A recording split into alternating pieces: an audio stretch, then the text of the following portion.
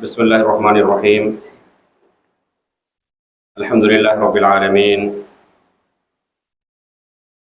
والصلاة والسلام على رسوله محمد وآله وصحبه أجمعين.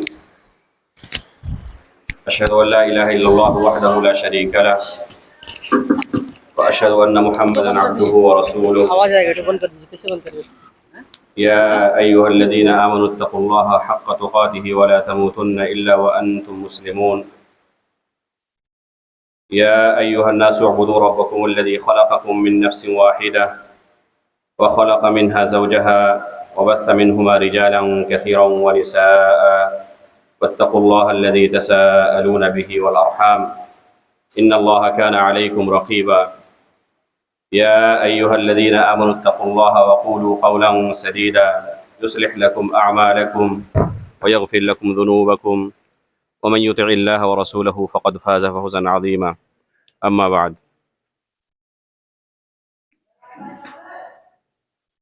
محترم و مکرم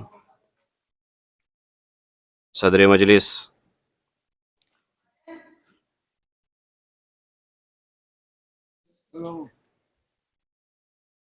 تمام علماء اکرام، مشائخ اعظام، بزرگوں، دوستوں اور اسلامی بھائیوں، مجلس چونکہ اہل علم کی مجلس ہے، عوام کی مجلس نہیں ہے، اس لیے اس درس کے اندر، اس محاضرے کے اندر جو بھی باتیں پیش کی جائیں گی، یقیناً وہ تمام باتیں پہلے سے ہی آپ کے علم میں ہیں، لیکن اللہ رب العالمین کا ارشاد ہے وَذَكِّرْ فَإِنَّ الذِّكْرَىٰ تَنفَعُ الْمُؤْمِنِينَ، بطور یاد دہانی، بطور تذکیر انشاءاللہ کوشش کی جائے گی کہ چند وہ باتیں آپ کے سامنے رکھی جائیں جو اللہ رب العالمین نے ہمارے کندھوں پر ذمہ داری عائد کی ہے۔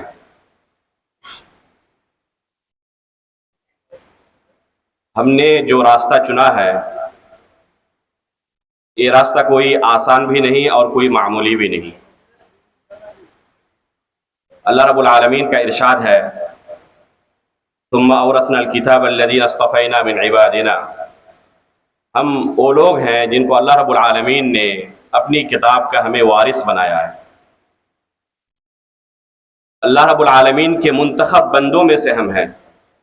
اللہ رب العالمین نے ہمیں اپنے دین کی خدمت کے لیے، اپنے کتاب کی خدمت کے لیے ہمیں چن لیا ہے۔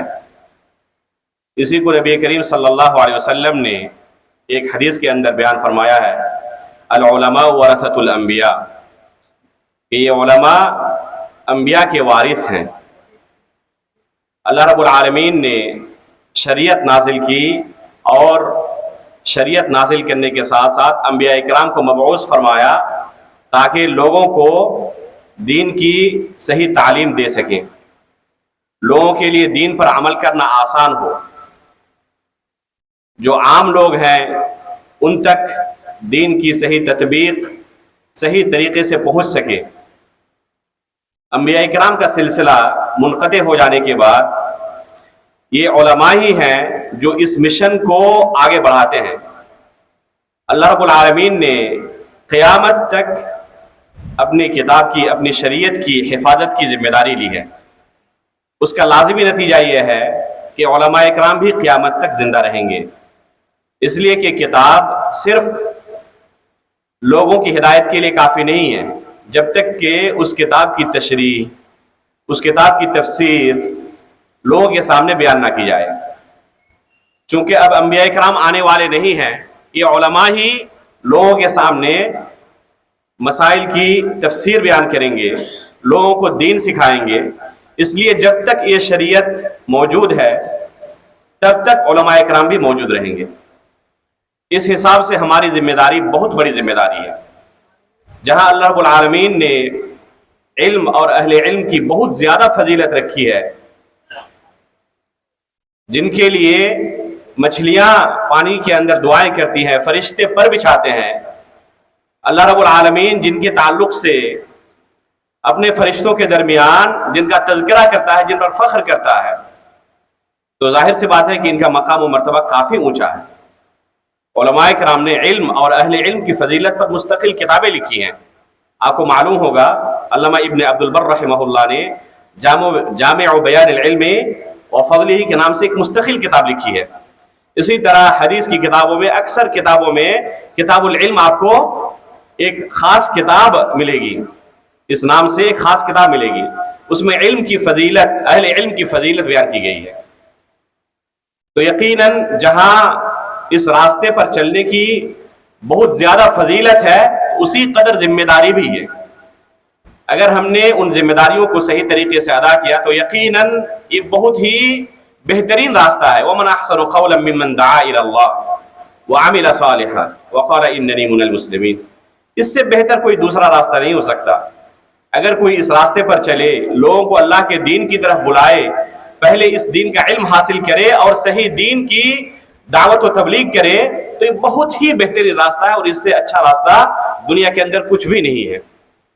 لیکن ضرورت ہے کہ ہم پہلے اس دین کو صحیح طریقے سے سیکھیں، اہل علم کے سامنے زانوِ تلمذ طے کریں، ایک لمبی مدت تک صبر اور مشقت کے ساتھ اس دین کو، اس علم کو سیکھیں، اہل علم کے سامنے جا کر ایک لمبی مدت تک ان سے کسب فیض کریں، اور پھر جو کچھ ہم نے سیکھا ہے اس کو لوگوں تک پہنچائیں۔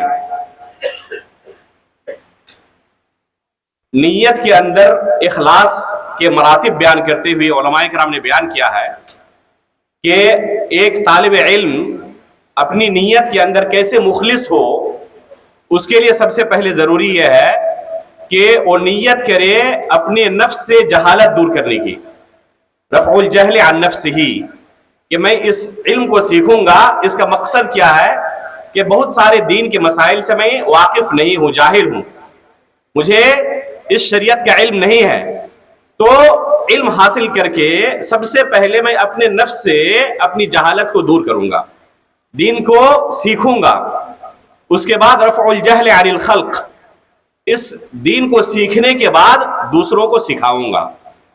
لوگ شریعت کے مسائل نہیں جانتے، اللہ رب العالمین نے کون سی شریعت نازل کی ہے، کتاب اللہ کے اندر، سنت رسول کے اندر اللہ رب العالمین کا کیا حکم ہے، اس چیز کو اکثر و بیشتر لوگ نہیں جانتے، تو ان کو بیان کرنے کی ذمہ داری اہل علم کی ہے، ان کو اس شریعت کو پہنچانے کی ذمہ داری اہل علم کی ہے۔ تو دوسرے مرحلے پر اس کی نیت یہ ہو کہ خود علم سیکھ کر دوسروں کو سکھاؤں گا۔ اس کے بعد تیسرا مرحلہ یہ ہے کہ اس علم پر عمل بھی کروں گا۔ اگر کوئی اپنا امتحان لینا چاہے کہ میں اس علم کے طلب میں مخلص ہوں یا نہیں ہوں، تو اسے اپنا محاسبہ کرنا چاہیے کہ اس علم کے مطابق میرا عمل ہے یا نہیں ہے۔ جس قدر علم کے مطابق آپ کا عمل ہے، گویا کہ آپ اپنے علم کے اندر مخلص ہیں، اور جس قدر اس علم سے آپ کا عمل دور ہوتا جا رہا ہے، گویا کہ اخلاص سے آپ کا قدم دور ہوتا جا رہا ہے۔ یہ تیسرا مرتبہ ہے۔ اور چوتھا مرتبہ ہے کہ اس علم کی حفاظت کرنا، کیونکہ یہ علم جو ہے آپ نے ایک بار سیکھ لیا اور اسے ایسے ہی کھلا چھوڑ دیا تو علم آپ کے پاس باقی رہنے والا نہیں ہے، بہت جلدی آپ اس علم کو بھول جائیں گے۔ اس لیے وقتاً فوقتاً اسے دہرانے کی ضرورت ہے، خصوصاً جو بنیادی مسائل ہیں جن کو، چونکہ اہل علم کی مجلس ہے اس لیے شرعی اصطلاحات کی تشریح اور تفسیر کرنے کی ضرورت نہیں ہے، جن کو اہل علم کی اصطلاح میں کہا جاتا ہے کہ ضروریات میں سے ہے، جن کا سیکھنا ہر مسلمان کے لیے، ہر انسان کے لیے ضروری ہے۔ ایسا نہیں کہ صرف علماء ہی ان مسائل کو جانیں گے اور جو عام لوگ ہیں ان کو نہیں جانیں گے، ایسی بات نہیں ہے۔ بہت سارے ایسے مسائل ہیں جن کا سیکھنا ہر مسلمان کے لیے ضروری ہے، چاہے وہ عالم دین ہو، چاہے ایک رکشہ پولر ہو، چاہے ایک موٹر میکینک ہو، چاہے ایک درزی ہو، چاہے ایک جاہل آدمی ہو۔ اگر اپنے آپ کو مسلمان ہونے کا دعویٰ کرتا ہے تو شریعت کے بے شمار مسائل ایسے ہیں جن مسائل کا سیکھنا ہر شخص کے لیے واجب ہے، ضروری ہے۔ ان مسائل کو جانے بغیر وہ شخص مسلمان نہیں ہو سکتا۔ مثلا اگر کوئی کلمہ لا الہ الا اللہ کا معنی و مطلب نہیں جانتا، صرف زبان سے ادا کرتا ہے، اس معنی، اس کلمہ کا معنی کیا ہے، اس کا مفہوم کیا ہے، اس کے تقاضے کیا ہے، کیا وہ شخص مسلمان باقی رہ سکتا ہے؟ ایک شخص ارکان اسلام، ارکان ایمان کو نہیں جانتا، اللہ پر کیسے ایمان لانا ہے، نبیوں پر کیسے ایمان لانا ہے، فرشتوں پر کیسے ایمان لانا ہے، رسولوں پر کیسے ایمان لانا ہے، اپنے رسول کا نام کیا ہے، اسے اتنا بھی نہیں پتا، تو کیا اس شخص کا اسلام پر باقی رہنا ممکن ہو سکتا ہے؟ ایک شخص نماز کا طریقہ نہیں جانتا، وضو کا طریقہ نہیں جانتا، جن چیزوں سے وضو ٹوٹ جاتا ہے نماز ختم ہو جاتی ہے، بلکہ جن چیزوں سے اسلام ختم ہو جاتا ہے، بہت سارے، جس طرح نواقض وضو ہے، بہت سارے نواقض اسلام بھی ہیں۔ شیخ الاسلام محمد بن عبد الوہاب رحمہ اللہ کی ایک بہت ہی پیاری کتاب ہے اور بہت ہی مختصر ہے، ایک یا دو صفحے کی کتاب ہے، کتاب کا نام کیا ہے؟ نواقض الاسلام۔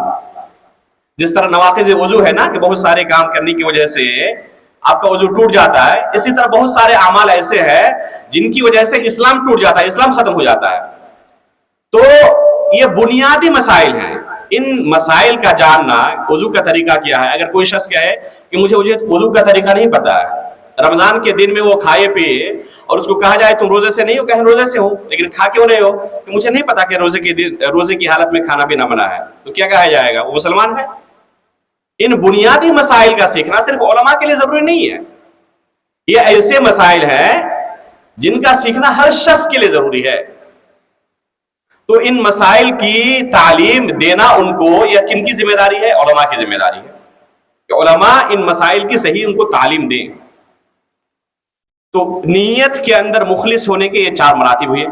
سب سے پہلا مرتبہ کیا ہوا؟ اپنے نفس سے جہالت کو دور کرنا۔ دوسرا مرتبہ یہ ہے کہ دوسروں سے جہالت کو دور کرنا۔ تیسرا مرتبہ یہ ہے کہ اس پر عمل کرنا، اور چوتھا مرتبہ یہ ہے کہ اس علم کی حفاظت کرنا۔ اگر علم کی آپ حفاظت نہیں کریں گے تو آپ بھی عامی کی طرح ہو جائیں گے، آپ کو مسائل کا علم نہیں رہے گا۔ آپ نے سیکھا تو ہے اس دین کو، لیکن آپ کو دین کے بنیادی مسائل کے تعلق سے سوال کیا جا رہا ہے اور آپ کو ان کا علم نہیں ہے، تو گویا کہ اس علم کو آپ نے برباد کر دیا۔ اخلاص کے اندر یہاں پر خلل ہے۔ اخلاص کا چوتھا مرتبہ یہ ہے کہ اس علم کی حفاظت کی جائے۔ ابو ہریرہ رضی اللہ تعالیٰ عنہ کے بارے میں کون نہیں جانتا؟ اس امت کے اندر سب سے بڑے حافظ ہیں، سب سے زیادہ حدیثوں کے راوی ہیں۔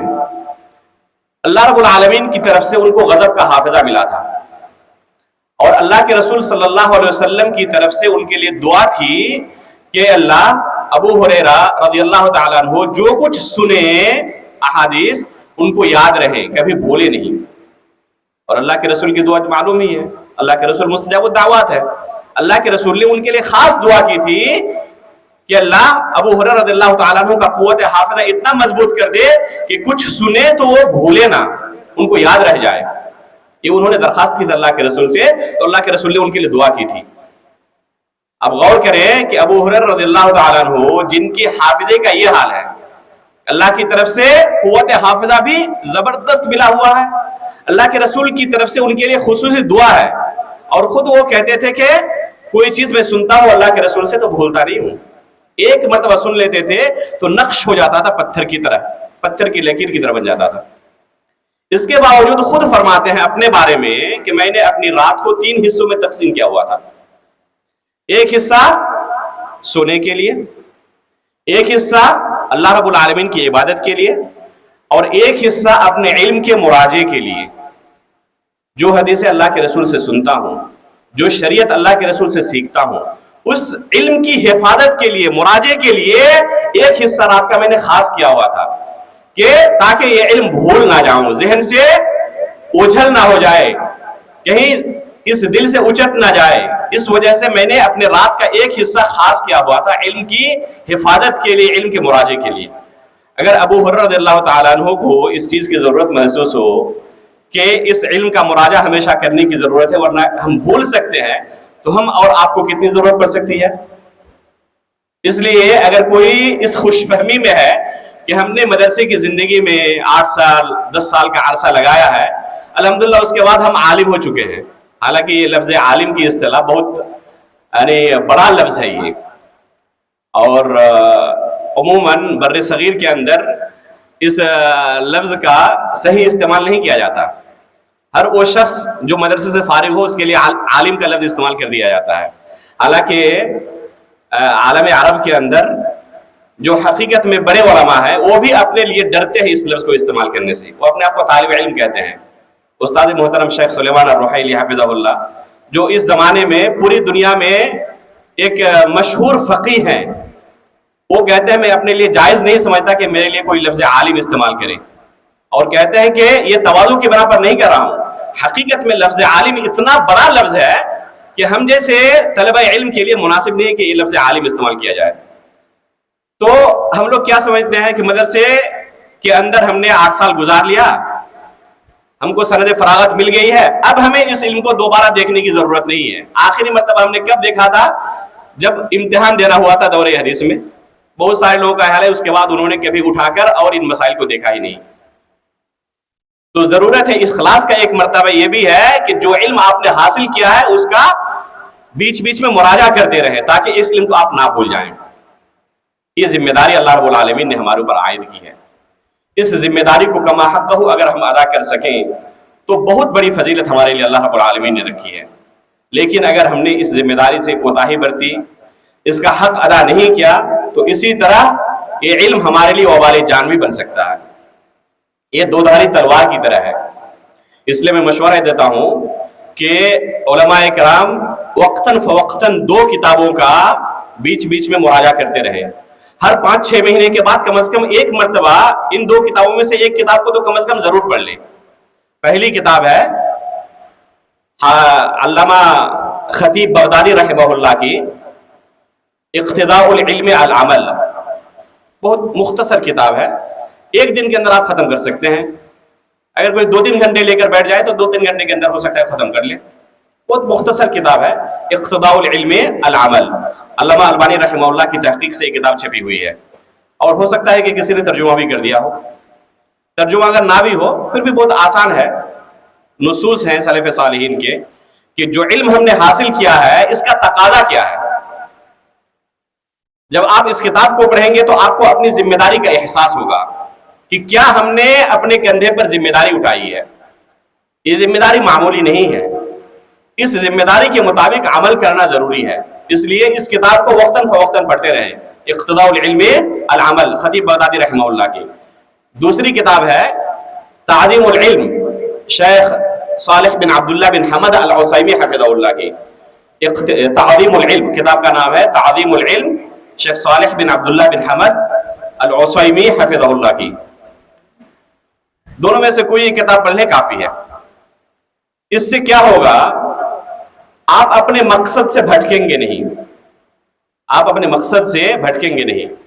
شیطان کا سب سے بڑا حربہ یہ ہوتا ہے، اس کی سب سے بڑی کوشش یہ ہوتی ہے کہ کسی طرح انسانوں کو جنت سے دور کر کے جہنم کی طرف لے جائے. اللہ رب العالمین سے اس نے اجازت ہی طلب کی تھی کہ قیامت تک لوگوں کو گمراہ کرنے کی مجھے طاقت دی جائے، اور اللہ رب العالمین نے طاقت دی، فرمائش اس کی پوری کر دی. لیکن کیا فرمایا کہ میرے جو نیک بندے ہیں ان نیک بندوں کو تم بہکا نہیں سکتے. لیکن شیطان کیا اپنی ہار مان لیا ہے؟ نہیں. شیطان ہمیشہ اپنی کوشش میں لگا ہوا ہے. خصوصاً اہل علم کے ساتھ شیطان زیادہ کوشش کرتا ہے، کیونکہ کسی ایک عالم کو صحیح راستے سے بھٹکا دینا صرف اس شخص کو بھٹکانا نہیں ہوتا، پوری قوم کو ہدایت کے راستے سے دور کر دینا ہوتا ہے. اگر کسی ایک عالم کو اگر بھٹکا لے گیا، صحیح راستے سے دور کر دیا، تو اس عالم کے ذریعے بہت بڑی جماعت کو بھٹکا لے گا. اس لیے ہمیں ضرورت ہے کہ ہمیشہ ہم محاسبہ کرتے رہیں. یہ دونوں کتابیں بہت مختصر ہیں اور ان کا پڑھنا ایک دن کے اندر ہی کافی ہے. اگر ہمت کسی کی اور زیادہ ہے تو اور 2 کتابوں کا میں مشورہ دینا چاہتا ہوں. وہ دونوں کتابیں علامہ ابن قیم رحمہ اللہ کی ہے جو کچھ مطول ہے. پہلی کتاب ہے الداء والدواء، الداء والدواء علامہ ابن قیم الجوزی رحمہ اللہ کی. اور دوسری کتاب ہے عدت الصابرین و ذخیرۃ الشاکرین، عدت الصابرین و ذخیرۃ الشاکرین، یہ کتاب پڑھیے، اس کتاب سے آپ کو ہمت ملے گی۔ مجھے پتا نہیں کہ اس نے اس کا ترجمہ کیا نہیں کیا ہے، اگر کوئی ترجمہ بھی کرنا چاہے تو بہت اچھا کام ہو جائے گا یہ، اگر ترجمہ نہ ہوا ہو تو۔ عدت الصابرین و ذخیرۃ الشاکرین، اس سے آپ کو ہمت ملے گی، کیونکہ یہ علم کا جو میدان ہے، چاہے دعوت کے میدان میں ہو یا طلب علم کے میدان میں ہو، بغیر صبر کے ممکن نہیں ہے، بغیر صبر کے ممکن نہیں ہے کہ آپ اس کے اندر کامیاب ہو سکیں۔ علامہ ابن تیمیہ رحمہ اللہ کی ایک چھوٹی سی کتاب ہے، کتابچہ ہے، قاعدۃ فی الصبر کے نام سے، قاعدۃ فی الصبر کے نام سے، اور یہ کتاب مجموع الفتاوی کے اندر شامل ہے۔ آپ نیٹ میں سرچ کریں گے یہ کتاب آپ کو مل جائے گی۔ یہ کتاب بہت مختصر ہے، چھوٹی سی کتاب ہے۔ تو علامہ ابن تیمیہ رحمہ اللہ اس کتاب کے اندر فرماتے ہیں کہ پورے دین کو من حیث الجملہ اگر ہم سمجھنے کی کوشش کریں تو دو چیزوں کے اندر پورے دین کو ہم سمیٹ سکتے ہیں، صرف دو چیزوں کے اندر۔ وہ کیا ہے؟ ایک ہے صبر اور ایک ہے شکر، ایک ہے صبر اور ایک ہے شکر۔ دین من حیث الجملہ ان دو چیزوں کا نام ہے، صبر اور شکر کا۔ کوئی چیز دین میں ایسی آپ نہیں پائیں گے جو یا تو صبر کے اندر یا پھر شکر کے اندر نہیں آئے گی۔ یا تو صبر کے اندر اس کو آپ شامل کر سکتے ہیں یا شکر کے اندر شامل کر سکتے ہیں۔ من حیث الجملہ کہتے ہیں دین دو چیزوں کا نام ہے۔ اور حقیقت میں شیخ الاسلام ابن تیمیہ رحمہ اللہ نے یہ جو قاعدہ بیان کیا ہے، یہ قرآن کی ایک آیت سے اور اللہ کے رسول صلی اللہ علیہ وسلم کی ایک حدیث سے مستنبط ہے۔ اللہ رب العالمین نے قرآن میں 4 جگہوں پر کہا ہے ان فی ذلک لآیات لکل صبار شکور، لکل صبار شکور۔ تو صبر اور شکر یہ دین کی بنیاد ہے، پورے دین کو آپ شامل کر سکتے ہیں صبر کے اندر اور شکر کے اندر۔ اور اللہ کے رسول صلی اللہ علیہ وسلم نے ایک حدیث کے اندر اس چیز کو بیان کیا ہے، عجبا لامر المؤمن ان امرہ کلہ خیر۔ مومن کی زندگی میں عجیب و غریب ہے کہ اس کا ہر معاملے کے اندر خیر ہے، بھلائی ہے۔ فإن أصابته سراء فشکر فهو خیر لہ، اگر اس کی زندگی میں خوشحالی آتی ہے تو شکریہ ادا کرتا ہے اور یہ اس کے لیے بہتر ہے، خیر ہے اس میں۔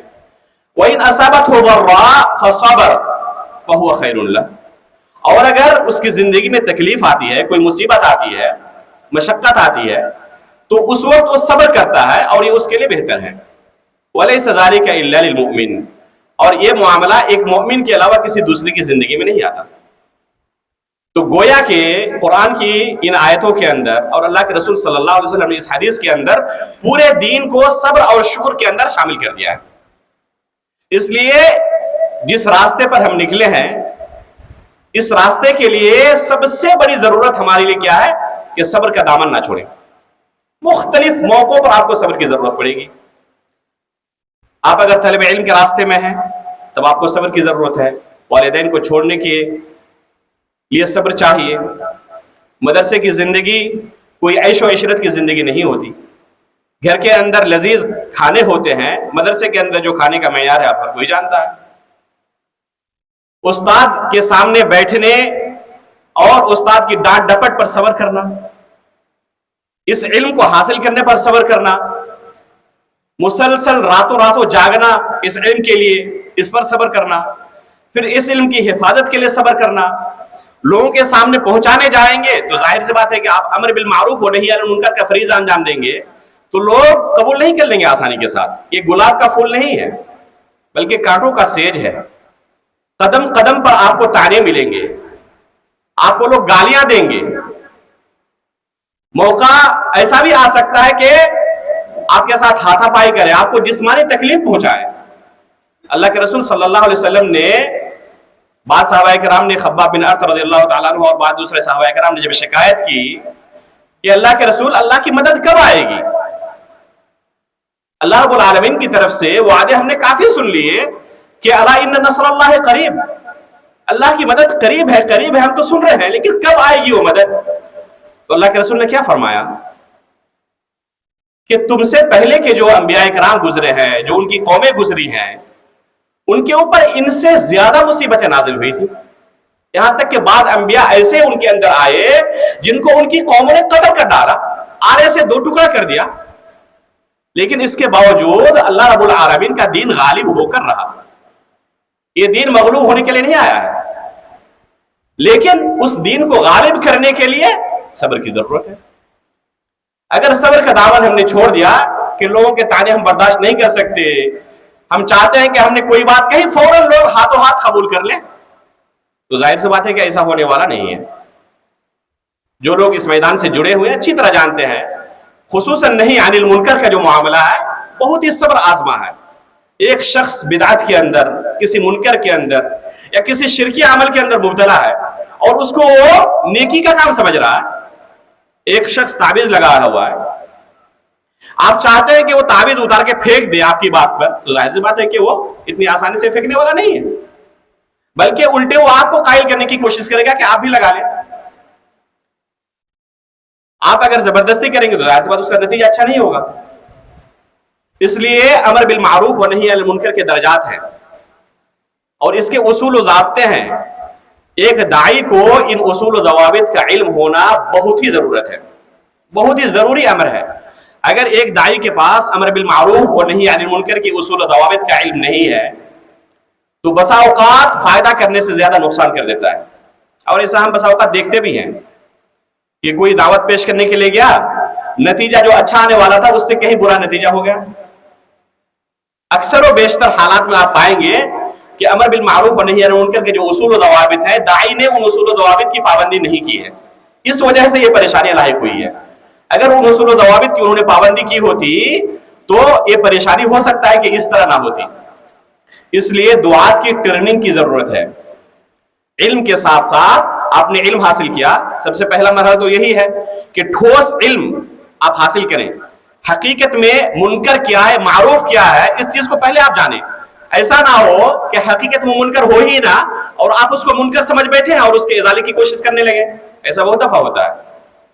بسا اوقات علماء کرام کسی منکر کے خاتمے کے لیے جاتے ہیں اور حقیقت میں کتاب و سنت کی روشنی میں دیکھا جائے تو جس چیز کو منکر سمجھ کر اس کو ختم کرنے کی کوشش کر رہے ہوتے ہیں وہ حقیقت میں منکر ہے ہی نہیں. وہ حقیقت میں کتاب و سنت کے دلائل کے مطابق منکر ہے ہی نہیں، اور اس کے لیے آپ کوشش کر رہے ہیں، اپنی انرجی صرف کر رہے ہیں کہ اس کو ختم کیا جائے. اس لیے سب سے پہلے ہمیں ٹھوس علم حاصل کرنے کی ضرورت ہے کہ منکر کیا ہے، معروف کیا ہے. اس کے بعد علم حاصل کرنے کے بعد ضروری نہیں کہ ہر چیز ہر جگہ کہی جائے.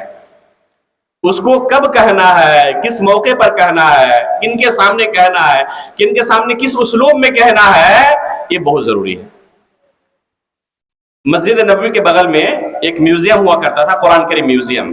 اس میں الحمدللہ میں نے 18 مہینے تک یعنی 1.5 سال تک تقریباً اس میں نے دعوت و تبلیغ کا کام کیا ہے. جب ہم لوگوں کو اس میں شامل کیا گیا لوگوں کو دعوت دینے کے لیے، تقریباً ہمارے پاس 15 منٹ سے لے کر آدھا گھنٹہ ہوتا تھا ایک ٹیم کو دعوت پہنچانے کا. ایک ٹیم کے ساتھ ہم 15 منٹ سے لے کر آدھے گھنٹے تک رہ پاتے تھے. اس سے زیادہ کا وقت نہیں ملتا تھا، بھیڑ کافی زیادہ ہوتی تھی. اس وجہ سے تو ہم لوگوں کو میدان میں بھیجنے سے پہلے، اور وہاں پر اکثر و بیشتر جن کو لیتے تھے وہ ماجسٹر اور دکتورا کے طلبہ ہوتے تھے. اس کے باوجود وہ کہتے تھے کہ ہمیں پتا ہے کہ آپ کے پاس علم ہے، لیکن اس علم کو پہنچانا کیسے ہے، اور وہ بھی ان لوگوں کے سامنے جو شرک و بدعات کے اندر ڈوبے ہوئے ہیں. اور آپ کو ان کو کہنا ہے کہ یہ شرک ہے، آپ اس کو چھوڑ دیں. اور آپ کے پاس وقت بہت کم رہے گا، زیادہ وقت بھی نہیں رہے گا. ایسا نہیں کہ 2-4 مہینہ آپ ان کے ساتھ کام کریں. آپ کے پاس بھی صرف 15 منٹ ہے، 20 منٹ ہے، زیادہ سے زیادہ آدھے گھنٹے کا وقت ہے. اسی میں آپ کو کوشش کرنی ہے حتی الامکان وہ آپ کی دعوت سے فائدہ اٹھا کر جائے اور اس کی زندگی بدل جائے. اس لیے وہ 15 دن تک سب سے پہلے ہم کو ان لوگوں نے ٹریننگ دی تھی، تمام مترجمین کو، تمام دعات کو، کہ کیسے آپ دعوت پہنچائیں گے، اس کا طریقہ کیا ہوگا، ان کے ساتھ بات کیسے کریں گے، ان کا استقبال کیسے کریں گے، ان کے ساتھ آپ کا اسلوب کیسا ہوگا، سخت ہوگا، نرم ہوگا، خوش اسلوبی کے ساتھ ان سے آپ ملیں گے. یہ تمام چیزیں انہوں نے ٹریننگ دی پہلے 15 دن تک. اس کے بعد میدان میں بھیجنے کے بعد ہم پر نگرانی کرتے رہے. وہ کیمرے لگے ہوتے تھے، دیکھتے رہتے تھے کہ کیسے وہ زائرین کے ساتھ گفتگو کر رہے ہیں. پہلے ہم لوگوں کو بہت زیادہ تعجب ہوتا تھا کہ کیا ممکن ہے. وہ ہمیں شرط لگاتے تھے کہ آپ ان کو شرک سے بھی روکیں اور کوشش کریں کہ کوئی ایک زائر ناراض ہو کر نہ جائے. بس اوقات وہ کرتے بھی تھے کہ جب وہ نکل رہے ہوتے تھے تو بعض لوگوں کو پکڑ لیتے تھے اور پوچھتے تھے اس داعی کے بارے میں جن کی ابھی وہ دعوت سن کر آئے ہیں، ان کے تعلق سے آپ کا کیا خیال ہے. ان کا اخلاق آپ نے کیسا پایا, آپ کے ساتھ کیسا تعامل کیا, تو وہ ناراض ہو کر بھی نہ جائے. ہمیں تعجب لگتا تھا کہ ایک بندے کو ہم کہیں کہ آپ شرک کے اندر مبتلا ہیں اور اس سے آپ کی دنیا و آخرت برباد ہو سکتی ہے, اور وہ دعوت چھوڑ بھی دے اور ہم سے ناراض بھی نہ ہو, کیسے ہو سکتا ہے؟ تو جب اس ٹرننگ سے ہم گزرے تو الحمدللہ کام آسان ہوتا گیا. ایک مرتبہ کا واقعہ ایک اپنا ذکر کروں. بنگلہ دیش سے ایک وفد آیا تھا, اور اس وفد کے اندر جو اس وفد کے امیر تھے وہ انڈین تھے, وہ مالدہ کے تھے جو بنگلہ دیش میں جا کر بس گئے تھے, اس لیے اردو بھی بہترین وہ بول لیتے تھے اور بنگلہ زبان تو جانتے ہی تھے وہ. اس ٹیم کو ہم نے تقریباً آدھے گھنٹے تک نصیحت کی, اور یہ تمام کے تمام شرک و بدعات کے اندر ڈوبے ہوئے تھے, اکثر و بیشتر قبروں کی پوجا کرنے والے تھے. تو ان تمام لوگوں نے اس آدھے گھنٹے کے دوران توبہ کر کے گیا کہ اب ہم نئی زندگی کی شروعات کریں گے اور زندگی میں دوبارہ ایسے خرافات اور بدعات کا ارتکاب نہیں کریں گے. وہ توبہ کر کے ہمارے سامنے گئے. وہ شخص پھر ایک دوسرے وفد کے ساتھ شامل ہوا, انڈین, جن کے ساتھ ہم نے اردو زبان میں بات کی. پہلے اس وقت کے ساتھ بنگلہ زبان میں بات کی تھی, ان کے ساتھ اردو زبان میں بات کی. اس ٹیم کے ساتھ بھی انہوں نے دیکھا کہ کیسے ہم ان کے ساتھ ہینڈل کر رہے ہیں, کیسے ان کے ساتھ بات چیت کر رہے ہیں, ان کے سوالوں کا کیسے جواب دے رہے ہیں. الحمدللہ اس ٹیم بھی الحمدللہ ہم کامیاب رہے, اور انہوں نے بھی پورا توبہ استغفار کر کے ہم سے رخصت لی کہ ہم اس شرک و بدعات کی زندگی کو آج سے توبہ کر رہے ہیں اور اس کو چھوڑ رہے ہیں. انشاءاللہ سنت پر آج ہم عمل کریں گے. وہ شخص آ کر ہمارے آفس میں کہہ رہے ہیں کہ ہمیں شک ہو رہا ہے کہ آپ کے یہ دعات ہے جو دعوت پیش کر رہے ہیں کہ یہ جادو تو نہیں جانتے؟ ارے کیا ہوا؟ کہہ رہے ہیں کہ جن لوگوں کے ساتھ ابھی ہم ان لوگوں نے دعوت پیش کی ہے, گزشتہ 6 مہینے سے یہی بات ہم ان کو سمجھا رہے تھے, کامیاب نہیں ہو پائے تھے. پتہ نہیں آدھے گھنٹے کے اندر آپ کے اس دائی نے کیا کر دیا, ان لوگوں کی زندگی بدل چکی ہے. تو کہنے کا اصل جو مقصد یہ تھا کہ علم رہنا کافی نہیں ہے, اس علم کو کیسے پہنچانا ہے سامنے والے تک. خصوصاً ایسا بندہ جو بدعات اور منکرات کے اندر, معاصیات کے اندر ڈوبا ہوا ہو, اس کو آپ کیسے لائیں گے اپنے ساتھ, صحیح راستے پر کیسے لائیں گے, یہ ہنر جاننا بھی ضروری ہے. اس لیے ذیلی جمعیت کے ذمہ داران سے میں درخواست کروں گا کہ بیچ بیچ میں دعات کی ٹرننگ آپ کرتے رہیں کہ کیسے خصوصاً ان کے ساتھ بات کرنی ہے جو لوگ گناہوں کے اندر مبتلا ہے, جو لوگ شرک و بدعات کے اندر مبتلا ہے, ان کے ساتھ کیسے بات چیت کرنی ہے. اور بہت سارے مدربین ہوتے ہیں, ٹریننگ دینے والے ہوتے ہیں ہر میدان کے اندر, تو ان کی خدمات حاصل کی جائے اور خاص موضوع پر ان کے لیے ہفتے میں, 2 ہفتے میں, مہینے میں, 2-4 مہینے کے اندر بھی اس طرح کا کورس رکھا جائے, 1 دن کا, 2 دن کا, تاکہ کچھ اس سے خبرہ حاصل کرے, تجربہ حاصل کرے, اور پھر ہمارے اندر وہ تجربہ آئے, وہ صلاحیت آئے کہ کیسے ہم دعوت کو پیش کریں گے. شیخ سلیمان الروحیلی حفظہ اللہ فرماتے ہیں, کئی دروس میں وہ تاکید کرتے ہیں کہ ایک داعی کو سب سے پہلے یہ سیکھنے کی ضرورت ہے کہ کون سی بات کب کہنی ہے. ضروری نہیں کہ آپ کے پاس کوئی علم آ جائے تو اس کو فوراً آپ لوگوں کے سامنے جا کے پیش کریں. بعض لوگوں کی بیماری یہ ہوتی ہے کہ کوئی ایسا مسئلہ اگر ان کے سامنے سے کسی کتاب میں گزرا جو ان کو عجیب و غریب لگے اور علاقے کے اندر عمل اس کے برخلاف ہو, ایک زمانے سے کسی مسئلے پر عمل ہوتا آ رہا ہے, 40 سال سے 50 سال سے لوگ اسی کے اوپر عمل کر رہے ہیں اور اس کے خلاف کوئی دوسرا قول نہیں جانتے. اب انہوں نے کوئی کتاب پڑھ لی جس کے اندر دوسرے قول کو راجح کہا گیا ہے اور اس کے دلائل بیان کیے گئے ہیں. اب پہلی بار ان کی نظر سے یہ کتاب گزری ہے, اس مسئلے کا پہلی بار ان کا علم ہوا, بڑا اچھا لگا اور سب سے پہلے جا کے اسٹیج پر چڑھ کے اس مسئلے کا پرچار شروع کر دیا. اب اگر ان کو مناقشہ کیا جائے تو سوالوں کا جواب نہیں دے پائیں گے. مسئلے کی خود تحقیق نہیں, کسی دوسرے کی تحقیق کی بنا پر اسٹیج پر چڑھ لے اور لوگوں کے سامنے یہ مسئلہ بیان کرنا شروع کر دیے. اب ظاہر سی بات ہے کہ ایک عمل جس پر 40 سال سے 50 سال سے لوگ عمل کر رہے ہیں, آپ اس کے برخلاف ایک دوسرا فتویٰ دیں گے تو ظاہر سی بات ہے لوگوں کے اندر اشکال آئے گا, سوال آئے گا, وہ پوچھیں گے کہ اب تک لوگ کیا ہوئے تھے. تو اس طرح کے مواقع کیوں آتے ہیں؟ کیونکہ ہماری یہ بیماری ہمیشہ بس اوقات ہو جاتی ہے یہ کہ کوئی بھی نئی چیز ہم سنتے ہیں فوراً اس کو نشر کرنا شروع کر دیتے ہیں. یہ مصلحت کے خلاف ہے کہ کوئی بھی نئی چیز آپ سنیں فوراً اس کو نشر کرنا شروع کر دیں. سب سے پہلے اہل علم کے ساتھ بات چیت کریں, جو علاقے کے اندر مشہور علماء ہیں, جن کا اثر و رسوخ ہے، جن کی طرف لوگ مراجعہ کرتے ہیں، ان کے ساتھ بات چیت کریں، ان کو پہلے آپ مطمئن کریں یا اپنے آپ دلائل دیں، ان کے دلائل سنیں، اس کے بعد اگر لگے علماء اکرام کو کہ نہیں یہ منکر ہے، اس کا ازالہ ہونا چاہیے، تو پھر اس کے لیے مناسب طریقہ اختیار کیا جائے اور پھر آہستہ آہستہ بتدریج اس کو ختم کیا جائے۔ آپ کو پتہ ہی ہوگا کہ شراب کو ختم کرنے کے لیے اس دنیا سے اللہ رب العالمین نے بتدریج اس کا حکم نازل کیا۔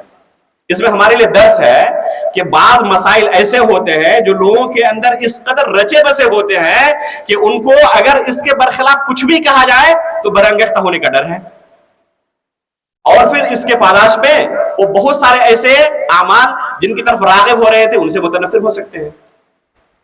اس لیے کس علم کو کس وقت پیش کرنا ہے یہ بھی سیکھنے کی ضرورت ہے۔ میرے پاس بہت سارے ایسے مسائل پر مقالے لکھے ہوئے ہیں، بلکہ بعض کتابیں لکھی ہوئی میرے پاس جو تقریباً میں نے 10 سال پہلے 12 سال پہلے لکھی ہیں۔ وقتاً فوقتاً میں ان کو دیکھتے رہتا ہوں اور پھر رکھ دیتا ہوں، نشر نہیں کرتا۔ دیکھا، لگا کہ ہاں باتیں صحیح ہیں لیکن ابھی نشر کرنے کا موقع نہیں آیا ہے۔ پھر جب مناسب لگے گا، بس اوقات بعض مسائل کا میں نے پھر بعد میں پرچار بھی کیا ہے۔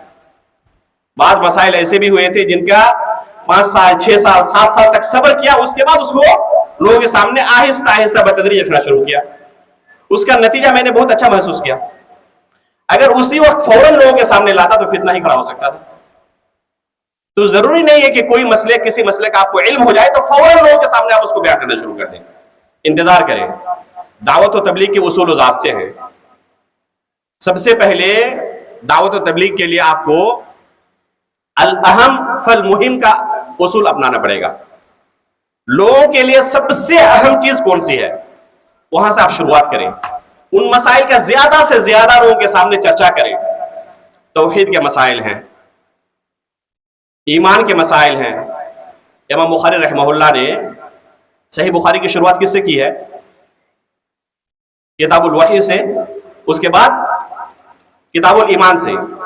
صحیح مسلم کی بھی شروعات کس سے ہوتی ہے؟ جی فرمائیں۔ اکثر و بیشتر آپ لوگوں نے صحیح مسلم صحیح بخاری پڑھ ہی لیا ہوگا۔ کس کتاب سے شروعات ہوتی ہے صحیح مسلم کی؟ جی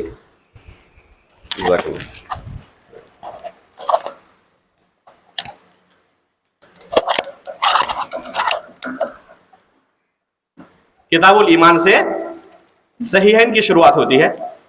شروع میں ہی کتاب الایمان پڑھایا جاتا ہے، اور بہت سارے مدارس میں چونکہ صحیح بخاری اور صحیح مسلم کو مکمل ختم کرنا ممکن نہیں ہوتا، تو بعض مدارس میں ابھی نصاب تیار کیا گیا ہے کہ منتخب ابواب پڑھائیں۔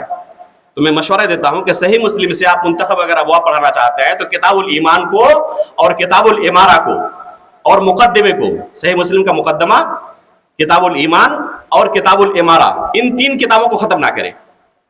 اگر صحیح مسلم سے کم از کم آپ نے 3 کتابیں پڑھ لی، ایک مقدمہ ہے اور 2 کتابیں ہیں، کتاب الایمان اور کتاب الامارہ، یہ 2 کتابیں اگر پڑھ لی تو گویا کہ آپ نے صحیح مسلم کو پڑھ لیا، اصل مقصد اس کا حل ہو گیا ہے۔ ہونا تو یہی چاہیے کہ پوری کتاب پڑھیں آپ، لیکن اگر کورس کے اندر رکھنے کے لیے مشکل ہو رہا ہے سیٹ کرنا، تو کم از کم ان 2 کتابوں کو صحیح مسلم کے اندر ضرور رکھیں۔ تو کتاب صحیح مسلم کے اندر بھی اور صحیح بخاری کے اندر بھی کتاب الایمان سے امام بخاری اور امام مسلم دونوں نے کتاب کی شروعات کی۔ اللہ کے رسول صلی اللہ علیہ وسلم نے مکے کے اندر پوری دعوت 10 سال تک اپنی کس پر مرکوز رکھی؟ توحید اور ایمان کے مسائل پر۔ جو مکے کے اندر صورتیں نازل ہوئی ہیں، آپ پائیں گے کہ احکام کی آیت اس میں نہیں ہے، بہت ہی شاذ و نادر بعض ہی مسائل کا تذکرہ آپ کو ملے گا مکی صورتوں کے اندر۔ جو لمبی لمبی صورتیں ہیں جن کے اندر مسائل کا تذکرہ ہے، سورۃ البقرہ ہے، سورہ آل عمران ہے، سورۃ النساء ہے، سورۃ مائدہ ہے، لمبی لمبی جو صورتیں ہیں، سورۃ التوبہ ہے، یہ تمام صورتیں کہاں نازل ہوئی ہیں؟ یہ تمام احکامات کہاں نازل ہوئے؟ مدینے کے اندر۔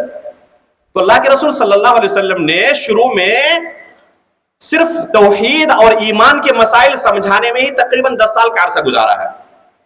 یہ بنیادی مسائل ہیں جن کے بغیر، ابھی میں نے جیسے شروع میں کہا تھا کہ شریعت کے اندر بعض مسائل ایسے ہیں جن کے بغیر، جن کے جانے بغیر ایک مسلمان باقی نہیں رہ سکتا۔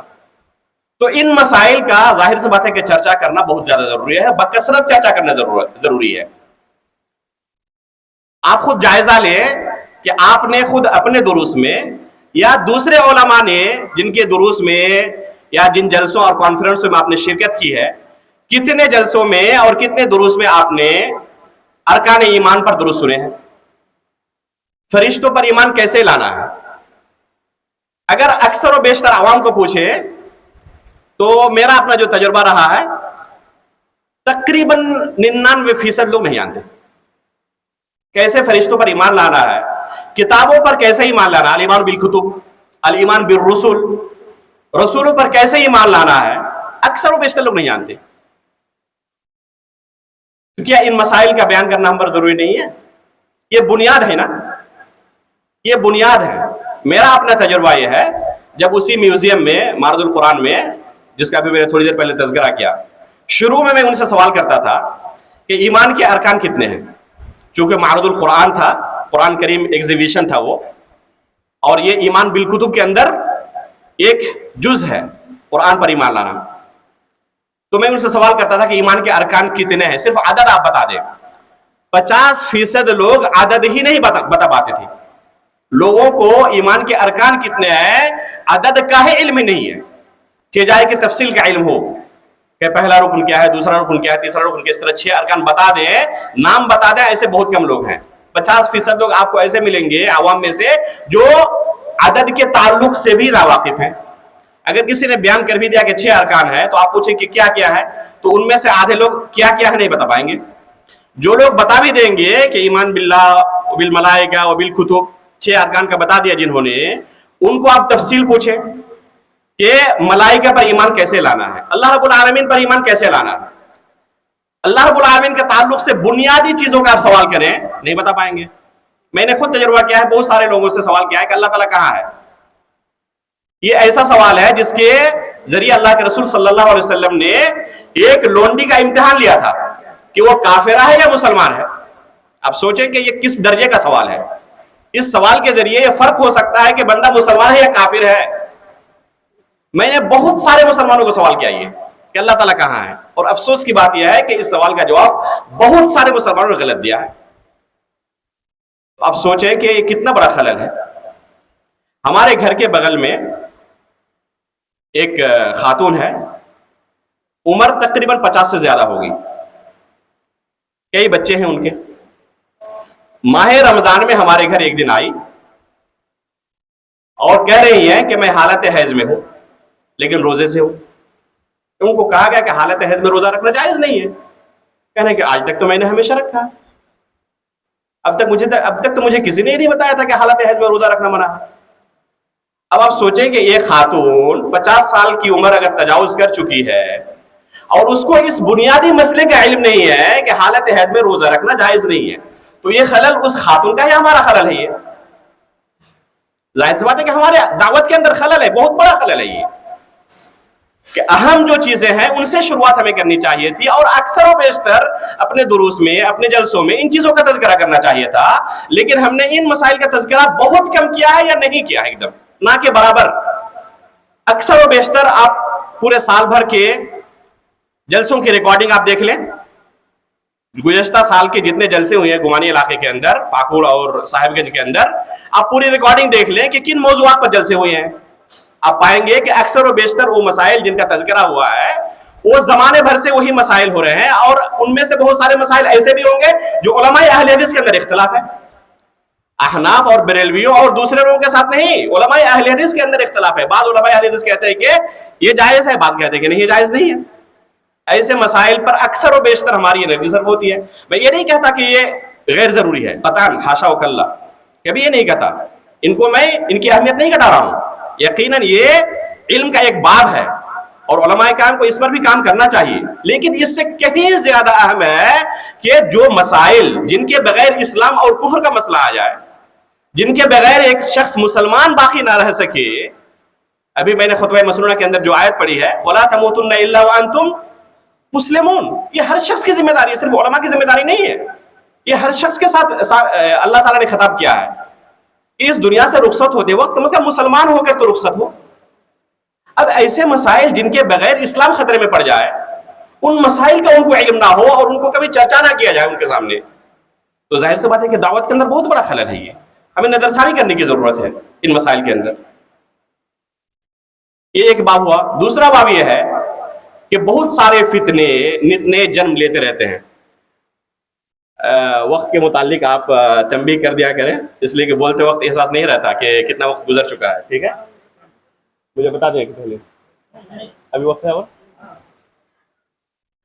بہت سارے فتنے نت نئے جنم لیتے رہتے ہیں. علماء کرام کو چوکنا رہنا چاہیے ان فتنوں کے تعلق سے، بیدار رہنا چاہیے ان فتنوں کے تعلق سے. ان فتنوں کا خاتمہ کرنا یہ عام شخص کی ذمہ داری نہیں ہے، علماء کرام کی ذمہ داری ہے، اہل علم کی ذمہ داری ہے کہ ان فتنوں کے تعلق سے پہلے مکمل معلومات حاصل کریں اور ان فتنوں کی سرکوبی بھی کریں. اللہ رب العالمین نے یہ بہت بڑی ذمہ داری ہمیں عائد کی ہے، ہمارے اوپر عائد کی ہے. ایک حدیث کے اندر ہے جس کی صحت کے بارے میں کلام ہے. بہت سارے علماء نے اس کو ضعیف بھی کہا ہے، لیکن بعض علماء نے اس کو صحیح بھی کہا ہے. علامہ البانی رحمہ اللہ نے اسے صحیح کہا ہے. اللہ کے رسول صلی اللہ علیہ وسلم کی طرف منسوب ہے یہ حدیث. فرماتے ہیں يحمل هذا العلم من كل خلف عدوله ينفون عنه تحریف الغالین وانتحال المبتلین وتأویل الجاہلین. یہ علماء کرام کی ذمہ داری اللہ کے رسول نے بیان کی ہے اس حدیث کے اندر کہ اس علم کے حاملین عادل اور ثقہ لوگ ہوں گے. ایسے لوگ ہوں گے جو دین و ایمان کے اعتبار سے اعلیٰ درجے پر فائز ہوں گے. اور یہ ہونا چاہیے، ایک عالم کی شان ہونا چاہیے کہ وہ دین و ایمان کے اعتبار سے متکلم فی نہ ہو. ایسا نہ ہو کہ لوگ ان کی دین اور ایمان پر انگلی اٹھائیں. ایک عالم دین کا وقار ایسا ہونا چاہیے. ایسا نہیں کہ نماز کے اندر پیچھے ہے. فرائض اور واجبات کے اندر تو تصور نہیں کیا جا سکتا. اگر کسی عالم کے بارے میں فرائض اور واجبات کے بارے میں سوال ہونے لگے کہ فلاں عالم نماز کے اندر کوتاہی برتنے والا ہے، تو بہت ہی شرم کی بات ہے. یہ ہونا یہ چاہیے کہ جو مستحبات ہیں، نوافل ہیں، جن کے ذریعے ایک دوسرے پر سبقت ہم کر سکتے ہیں، ان چیزوں کے اندر ہم ایک دوسرے پر سبقت کریں. یہ ہونا چاہیے ہمیں. دوسروں کے لیے ہم قدوہ بنے، نمونہ اور آئیڈیل بنے. ایسا نہ ہو کہ جو فرائض ہیں جن کے اندر ہر کوئی برابر ہے، ایک عام آدمی بھی ان فرائض کا ان سے مطالبہ کیا جاتا ہے، تو ایسا نہ ہو کہ صرف ہم فرائض کے اندر ہی پیچھے رہ جائے اور وہ ایک عام آدمی ہم سے آگے بڑھ جائے. یہ بہت ہی شرم کی بات ہوگی. اگر کسی عالم کے بارے میں کوئی شکایت کرے کہ وہ جماعت کے ساتھ نماز نہیں پڑھتے، تو کتنی شرم کی بات ہے. اور کسی عالم کے بارے میں یہ اگر شکایت ہو کہ نماز ہی نہیں پڑھتے، اللہ المستعان. السلام علیکم. شیخ کا خطاب 11:50 تک چلے گا. جزاک اللہ. ان کے خطاب کے درمیان جو کچھ باتیں ہمارے سامنے آئیں، ہم لوگوں نے سماعت کی نوٹ لی. کوئی بھی رموز پوشیدگی اکتفا اگر رہ جائے تو 11:50 سے 12:10 تک سوال و جواب کا سیشن رہے گا 20 منٹ. اس درمیان آپ ان سے سوال جواب کر سکتے ہیں. اس لیے ان چیزوں کو آپ بالکل اطمینان کے ساتھ نوٹ کریں اور سماعت کریں. کسی بھی طرح کی پوشیدگی اگر رہ جائے آپ مولانا سے شیخ صاحب سمجھ لیں گے انشاءاللہ. جزاکم اللہ خیرا. تو میں بیان کر رہا تھا کہ جو نت نئے فتنے جنم لے رہے ہیں، ان فتنوں کے تعلق سے علماء کرام کو بیدار رہنا چاہیے اور ان فتنوں کا خاتمے کرنے کی، ان کی سرکوبی کرنے کی کوشش کرنی چاہیے. جیسے مثال میں پیش کر رہا ہوں تاکہ زیادہ واضح ہو. اس زمانے میں مودودیت اور جماعت اسلامی اور اخوانیت کا فتنہ، یہ فتنہ ہے. اس بارے میں علماء کرام کو شک نہیں ہونا چاہیے. اس جماعت کے اندر اکثر و بیشتر جو گمراہ فرقے، بڑے بڑے فرقے گزرے ہیں، جن باطل افکار کی وجہ سے ان کو گمراہ کہا گیا ہے، ان باطل افکار کو اس جماعت نے اپنے اندر گویا کہ سمیٹ لیا ہے. جیسے رافضہ ہے، شیعوں کی جماعت ہے، ایک گمراہ فرقہ ہے. اس کے اندر سب سے بڑی گمراہی کیا ہے اس جماعت کے اندر؟ جی بتائیں. روافض کے اندر سب سے بڑی گمراہی کیا ہے؟ جزاک اللہ خیرہ. روافض کے اندر سب سے بڑی گمراہی یہ ہے کہ صحابہ کرام کے تعلق سے وہ کیا کرتے ہیں؟ بدزبانی کرتے ہیں. صحابہ کرام کے احترام نہیں کرتے، یہاں تک کہ ان کو کافر بھی کہتے ہیں. چند گنے چنے صحابہ کرام ہیں جو انگلیوں پر گنے جا سکتے ہیں، ان کے علاوہ تمام صحابہ کرام کے بارے میں کہتے ہیں کہ یہ کافر ہو چکے تھے اللہ کے رسول کی وفات کے بعد. یہ سب سے بڑی گمراہی تھی صحابہ کرام کے تعلق سے شیعہ کے اندر، روافض کے اندر. جماعت اسلامی نے رافضہ سے اس خرابی کو لیا जमात इस्लामी वालों ने, इखवानियों ने राफिदा से उनके अंदर सबसे बड़ी जो गुमराही थी उस गुमराही को लिया है। एक गुमराह फिरका है खवारिज, इसके अंदर सबसे बड़ी गुमराही क्या थी?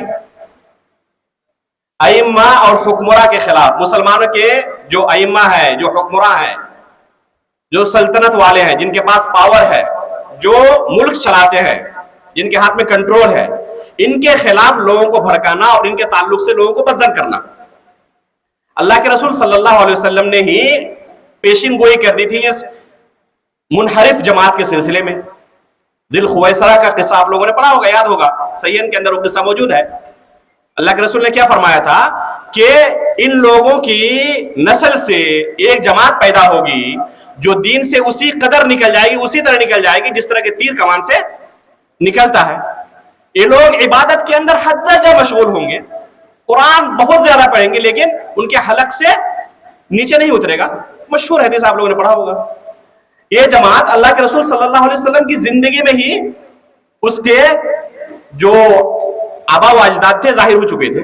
अल्लाह के रसूल ने उनकी तरफ निस्बत इशारा करते हुए कहा कि इस तरह के लोगों और इन लोगों की नस्ल से वो लोग पैदा होंगे, एक बातिल जमात और एक मुनहरिफ जमात इस तरह की पैदा होगी। और उस्मान गनी रज़ी अल्लाह तआला अन्हु का जब जमाना आया तो उसी जमात ने उस्मान गनी रज़ी अल्लाह तआला अन्हु को क्या किया? शहीद किया, कत्ल किया। फिर अली रज़ी अल्लाह तआला अन्हु के साथ भी वो हशर हुआ। वहां से एक फितने का दरवाजा खुला, जो फितना आज तक उम्मत के अंदर फितना और फसाद बर्पा किए हुए है। इस जमात ने मुसलमानों का जितना खून किया है किसी दूसरी जमात ने शायद नहीं किया है, राफिजा और खवारिज ने। ये मुसलमानों का खून करना दीन समझती है जमात, इससे हमें अजर सवाब मिलता है। अपने अलावा सबको काफिर गर्दानती है, खुसूसन हुक्मरा को। इसलिए शेखुल इस्लाम मोहम्मद बिन अब्दुल वहाब रहमहुल्लाह की जो किताब है नवाक़िदुल इस्लाम, इस किताब को बकसरत पढ़ना चाहिए कि किन चीजों से इस्लाम से इंसान खारिज हो सकता है और जो अफकार हैं, बातिल मुनहरिफ अफकार हैं, जिनकी वजह से काफिर कहकर लोगों को दीन से निकाल देते हैं और फिर उनका कत्ल कर डालते हैं। आज आप देखें दुनिया के अंदर अल्लाह के फजल करम से हमारे मुल्क के अंदर अभी भी वो फितना उस कदर सर नहीं उठाया है, लेकिन पूरी दुनिया की खबरें आप लोग पढ़ते होंगे कि फला मस्जिद के अंदर इस तरह हमला हुआ और वहां पर इतने मुसलमान मारे गए, नमाज पढ़ते हुए लोगों को मार दिया गया, कत्ल कर दिया गया। मारने वाले कौन थे? मारने वाले भी अपने आप को मुसलमान कहलाने वाले, और जिनको मारा गया वो भी नमाज पढ़ने आए हैं, मुसलमान है। किस लिए आखिर उन लोगों ने अपने ही मुसलमान भाइयों का कत्ल कर दिया? क्योंकि जिनका उन्होंने कत्ल किया वो मुसलमान ही नहीं समझते, उन्हें काफिर समझते हैं, मुबाहुद्दम समझते हैं, जिनका खून हलाल है। आप सोचे कि कितना खतरनाक फिक्र है ये, कितना खतरनाक फिक्र है ये, और कितनी खतरनाक सोच है ये कि अपने ही मुसलमान भाइयों को काफिर समझते हैं और उनका खून हलाल समझते हैं और उनको कत्ल कर डालते हैं। ये जमात अल्लाह के रसूल सल्लल्लाहु अलैहि वसल्लम ने ही इस जमात के ताल्लुक से तंबीह की थी, और उस्मान गनी रज़ी अल्लाह तआला अन्हु के जमाने से लेकर आज तक ये जमात दुनिया के अंदर मुसलमानों का खून बहा रही है। इस जमात के अंदर सबसे बड़ी गुमराही क्या थी कि मुस्लिम अइम्मा और हुक्मरा के खिलाफ लोगों को वरगलाना, लोगों को उभारना, ताकि मुसलमानों के जो औलिया हैं, जो हुक्मरा हैं, औलिया और उमूर हैं, उनके खिलाफ ये लोग निकले और निजाम दरहम बरहम हो जाए। इस जमात के अंदर सबसे बड़ी खराबी ये थी। जमात इस्लामी और जमात इखवानी ने इस जमात से इस सबसे बड़ी खराबी को अपने अंदर लिया। इसलिए आप पाएंगे कि जमात इस्लामी के अंदर ये चीज आम है कि मुस्लिम हुक्मराओं के खिलाफ लोगों के सामने इस तरह वरगलाते रहते हैं और तनकीदें करते रहते हैं, स्टेजों से, सोशल मीडिया से, उस प्लेटफॉर्म से, अवामी प्लेटफॉर्म से लोगों को मुस्लिम हुक्मरानों के खिलाफ उभारते रहते हैं। हालांकि किताबुल इमारा भी मैंने कहा ना कि सही मुस्लिम के अंदर किताबुल इमारा कम से कम पढ़ना चाहिए। अब किताबुल इमारा को एक बार पढ़ लें, एक बार एक दिन निकाल कर किसी तरह 3-4 घंटे लगेंगे सरसरी नजर से पढ़ने में। आप सिर्फ अल्लाह के रसूल सल्लल्लाहु अलैहि वसल्लम की अहादीस पढ़ लें कि अल्लाह के रसूल सल्लल्लाहु अलैहि वसल्लम ने इस बात में हमारी क्या रहनुमाई की है, अल्लाह के रसूल ने क्या फरमाया है। किसी दूसरे का कौल पढ़ने के लिए नहीं कह रहा हूं, अल्लाह के रसूल सल्लल्लाहु अलैहि वसल्लम की हदीसें पढ़ने के लिए कह रहा हूं। इस ताल्लुक से अल्लाह के रसूल सल्लल्लाहु अलैहि वसल्लम ने हमारी क्या रहनुमाई की है कि अगर इस तरह का फितने का जमाना आ जाए तो हमें क्या करना चाहिए, और वो भी वो हदीसें जो सही है, सबसे सही तरीन हदीसें, सही मुस्लिम के अंदर वो हदीसें मौजूद हैं। آپ پائیں گے کہ صحیح مسلم کے اندر کتاب الیمانہ میں جو حدیثیں ہیں اللہ کے رسول کا فرمان ایک طرف ہے اور خوارج کا منہج بالکل اس کے برعکس دوسری طرف ہے. جماعت اسلامی نے اس خوارج اس فکر اسے گروہ سے اس خرابی کو جو سب سے بڑی خرابی تھی اس خرابی کو اپنے اندر لیا. اسی طرح معتزلہ ایک فرقہ ہے. معتزلہ کے ساتھ بہت سارے دوسرے جو فرقے تھے وہ اس گمراہی کے اندر شامل تھے, شریک تھے. وہ کیا تھا؟ اللہ رب العالمین کے تعلق سے جو صفات کی آیتیں وارد ہیں قرآن کے اندر ہو یا احادیث کے اندر, ان کے تعلق سے تعویل کرنا. صحابہ کرام کا جو منہج تھا اس باب میں, اسماء و صفات کے باب میں, تابعین کا جو منہج تھا, ائمہ کرام کا جو منہج تھا, اس منہج پر نہیں رہے. اور اس فتنے کے اندر اور اس گمراہی کے اندر بہت ساری جماعت شامل ہے. اشعریہ ہو, ماتریدیہ ہو, معتزلہ ہو, خوارج ہو. ان تمام جماعتوں کے اندر سب سے بڑی گمراہی کیا تھی؟ نصوص صفات کی تعویل کرنا. جماعت اسلامی نے ان جماعتوں سے اس خرابی کو لیا اپنے اندر. تو گویا کہ یہ جماعت خرابیوں کا اور گمراہیوں کا مجسم ہے. اب اس فکر کو اگر کوئی علاقے کے اندر نشر کرنا چاہے تو اس فکر سے لوگوں کو بچانے کی ذمہ داری کن کی ہے؟ یقیناً سلفی علماء کی ہے, اہل حدیث علماء کی ہے. اس لیے سب سے پہلے اس جماعت کے اندر کیا گمراہیاں ہیں, ان گمراہیوں کو جاننے کی ہمیں ضرورت ہے, اور پھر لوگوں کو تنبیہ کرنے کی ضرورت ہے کہ سلف صالحین سے اس جماعت کے اندر اور اس فکر کے اندر کہاں تصادم ہے, کہاں اختلاف ہے, تاکہ ہم لوگوں کو کتاب اللہ اور سنت رسول کی طرف موڑ سکے اور ان کو کتاب اللہ اور سنت رسول کی طرف, سلف صالحین کے منہج کی طرف بلا سکے. تو اس طرح کے جو نت نئے فتنے جنم لیتے ہیں, ان فتنوں کے تعلق سے ہمیں چوکنا رہنے کی, بیدار رہنے کی ضرورت ہے, اور لوگوں کو ان فتنوں سے آگاہ کرنے کی ضرورت ہے. سب سے پہلے خود ہم اس کے تعلق سے متنبہ ہو, جانکاری حاصل کریں, اور پھر لوگوں کو ان فتنوں کے تعلق سے بچائیں. اسی طرح انکار حدیث کا فتنہ ہے. انکار حدیث کے تعلق سے اکثر و بیشتر آپ لوگوں نے پڑھا ہی ہوگا, سب سے زیادہ فتنہ انکار حدیث کا بر صغیر سے اٹھا ہے اور مصر سے اٹھا ہے, دوسرے ممالک سے بھی اٹھا ہے, لیکن سب سے زیادہ خصوصاً آخری چند سالوں کے اندر, 100-150 سال کے اندر سب سے زیادہ انکار حدیث کا فتنہ اگر کہیں پر یہ فتنہ سر اٹھایا ہے تو کیا ہے؟ انڈیا, پاکستان, بنگلہ دیش اور پھر مصر کے علاقے جو ہیں, سب سے زیادہ انہی علاقوں سے یہ فتنہ اٹھا ہے. اور بہت ساری کتابیں اردو زبان میں لکھی گئی ہیں انکار حدیث کے تعلق سے. آج بھی سوشل میڈیا میں پوری ایک لابی تیار ہے جو لوگوں کے ذہنوں کے اندر حدیث رسول کے تعلق سے شکوک و شبہات ڈالتے رہتے ہیں. غامدی کا نام آپ لوگوں نے سنا ہے؟ جاوید احمد غامدی کا نام. جن لوگوں نے ان کو سنا ہے جانتے ہیں کہ ان کے فالوورز کتنے لاکھوں کروڑوں میں ہیں. ان کا سب سے بڑا مشن کیا ہے؟ احادیث رسول کے تعلق سے لوگوں کو بدزن کرنا. انڈیا کے اندر علی گڑھ مسلم یونیورسٹی میں ایک پروفیسر ہیں جو حدیث پڑھاتے ہیں, راشد شاز ان کا نام ہے. یہ حدیث پڑھاتے ہیں اور حدیث کے تعلق سے لوگوں کو لیکچر دیتے ہیں.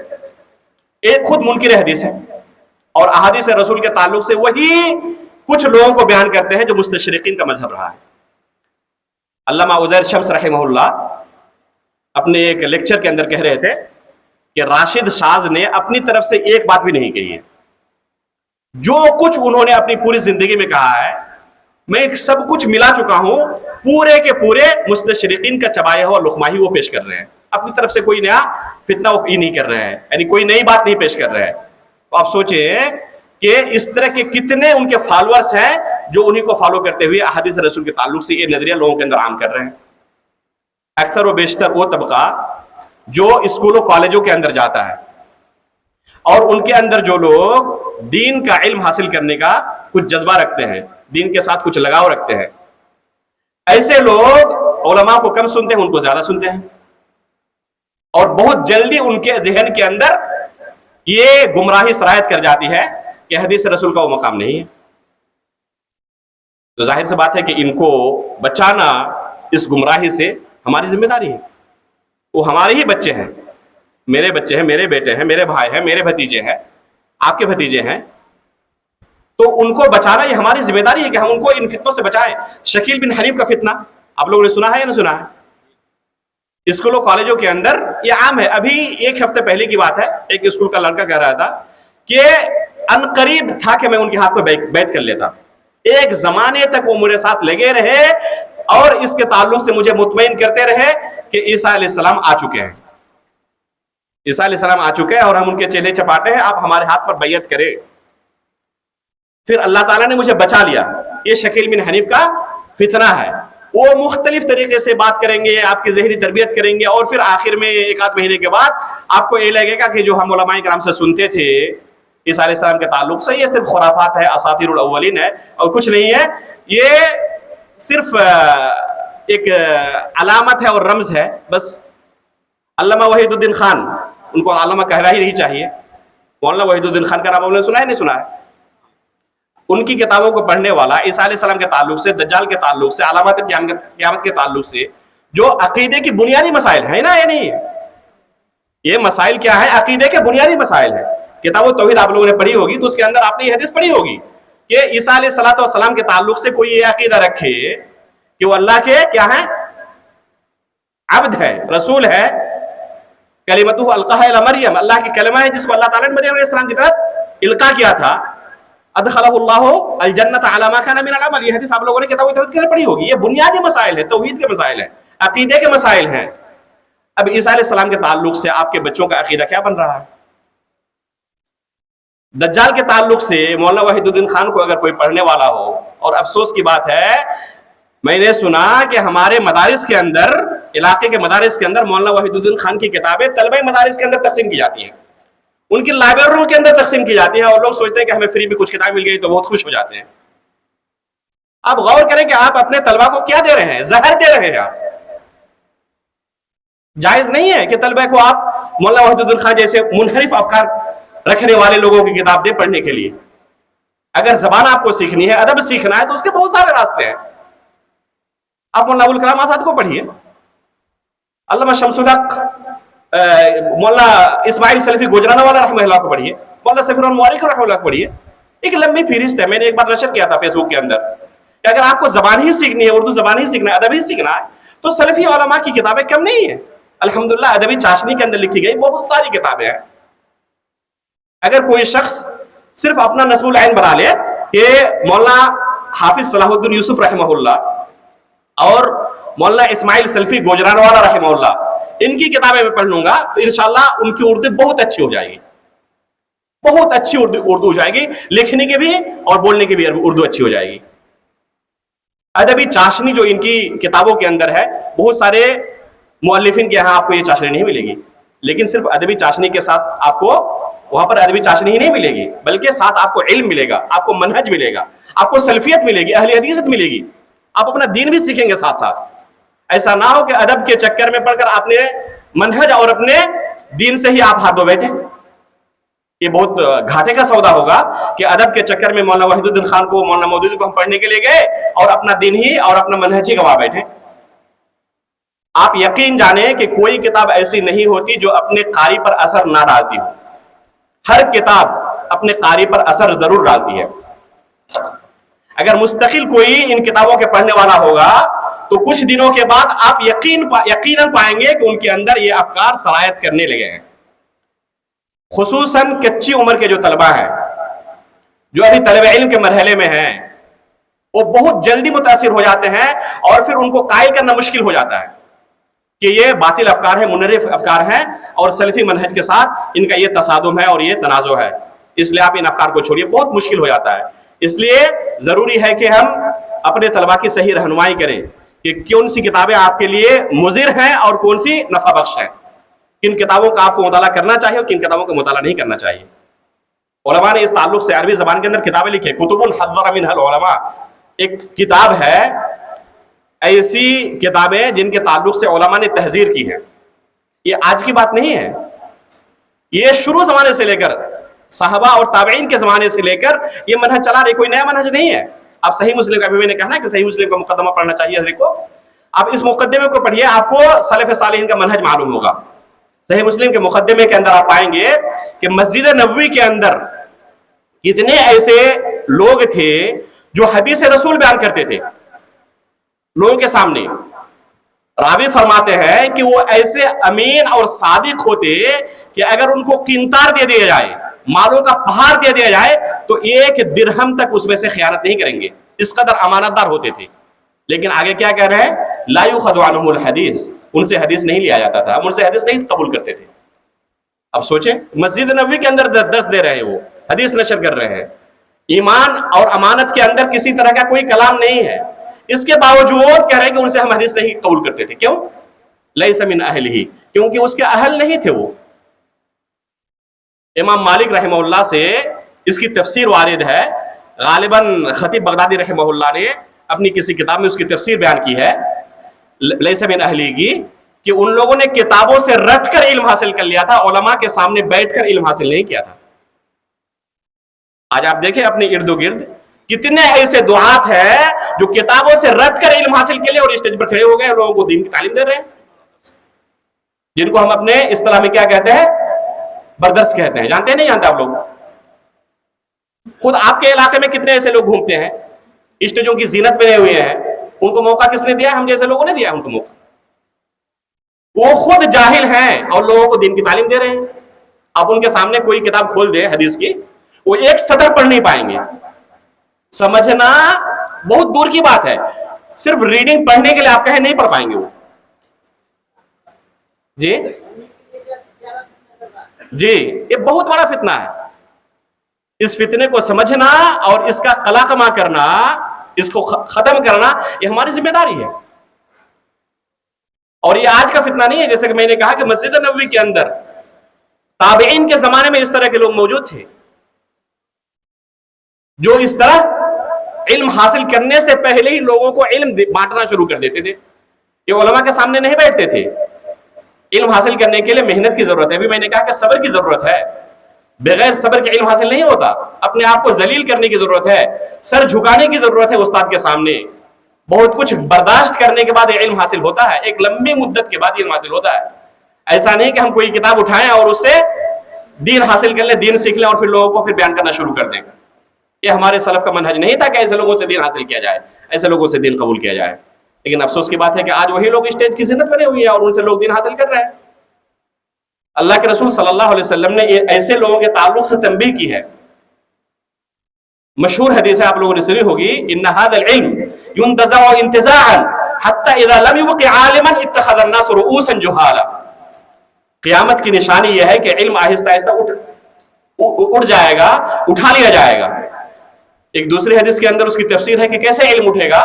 अल्लाह ताला इनको ऐसे डायरेक्ट नहीं उठाएगा, बल्कि बेक़ब्दिल उलमा, उलमा जिस तरह दुनिया से उठते जाएंगे और इसी तरह उनके साथ साथ उनका इल्म भी दुनिया से रुखसत हो जाएगा, उठता जाएगा। आज आप देखें गुज़श्ता 4-5 सालों के अंदर कितने उलमा की वफात हुई है, बड़े बड़े उलमा, मशहूर उलमा, ये तमाम हमसे चंद सालों के अंदर रुखसत हो चुके हैं। ये निशानी है क़यामत की एक, कि बड़े बड़े उलमा हमसे रुखसत होते जा रहे हैं और सिर्फ छोटे तलबा दुनिया में बाकी रह जाते हैं। इन्ना हादल इल्म युंतज़अ इंतिज़ाअन हत्ता इज़ा लम युबक़ि आलिमन इत्तख़ज़ अन्नास रुऊसन जुहाला। जब उलमा की किल्लत हो जाएगी, उलमा नहीं मिलेंगे, तो लोग क्या करेंगे? जाहिलों को अपना सरदार बना लेंगे। अब यहां सोचने वाली बात है कि जिनको सरदार बनाया जा रहा है, जिनको मुफ्ती बनाया जा रहा है, मुर्शिद, मुबल्लिग और मुफ्ती का उनको दर्जा दिया जा रहा है, ये भी जाहिल है और सवाल करने वाला भी जाहिल है। तो आखिर एक जाहिल ने दूसरे जाहिल को अपना मुफ्ती कैसे कबूल कर लिया?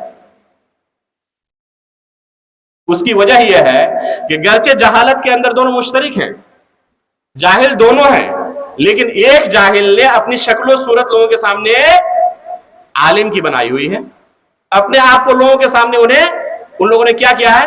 मुर्शिद, मुबल्लिग और मुफ्ती की शक्ल में पेश किया। इन्नमा यख्शल्लाह मिन इबादिही अल उलमा। ये खशियत जो है ना, ये उलमा के अंदर आती है। आपने कभी किसी ब्रदर को पाया है कि उनके सामने कोई सवाल पेश किया गया और उस सवाल को उनके पास इल्म ना हो, जवाब ना हो? उनके पास हर सवाल का जवाब होता है। सबसे बड़े जाहिल होते हैं और उनके पास हर सवाल का जवाब होता है। अब सोचें कि कितनी बड़ी जुर्रत है, उनको जबान नहीं खोलनी चाहिए, लेकिन हर सवाल का जवाब उनके पास सामने तैयार होता है। अभी मगरबी बंगाल के अंदर, उत्तर दिनाजपुर के अंदर एक जलसे के बारे में मुझे खबर दिया था चंद उलमाए कराम ने کہ اس اسٹیج کے اندر کئی مدارس کے شیخ الحدیث بیٹھے ہوئے تھے اور بہت سارے مدنی علماء بھی اسٹیج کے اندر بیٹھے ہوئے تھے. جلسے کے آخر میں سوال و جواب کی نشست شروع ہوئی اور مفتی بنایا گیا ایک بردر کو. مفتی بنایا گیا ایک بردر کو جو ایک سطر دیکھ کر پڑھ نہیں سکتا. یہ کتنی بڑی جہالت ہے. اللہ تعالیٰ کے سامنے ہمیں جواب نہیں دینا پڑے گا. یہ قیامت کی علامت ہے کہ ایسے لوگوں کو ہم یہ مفتی اور مرشد اور مبلغ کا درجہ دیے ہوئے ہیں. حتی اذا لم یبق عالما اتخذ الناس رؤوسا جہالا فیسألون. ان سے سوال کیا جائے گا فیفتون، تو یہ فتویٰ بھی دیں گے. ہر سوال کا جواب ان کے پاس تیار رہے گا. فیضلون ویضلون، خود گمراہ ہوں گے، دوسروں کو گمراہ کریں گے.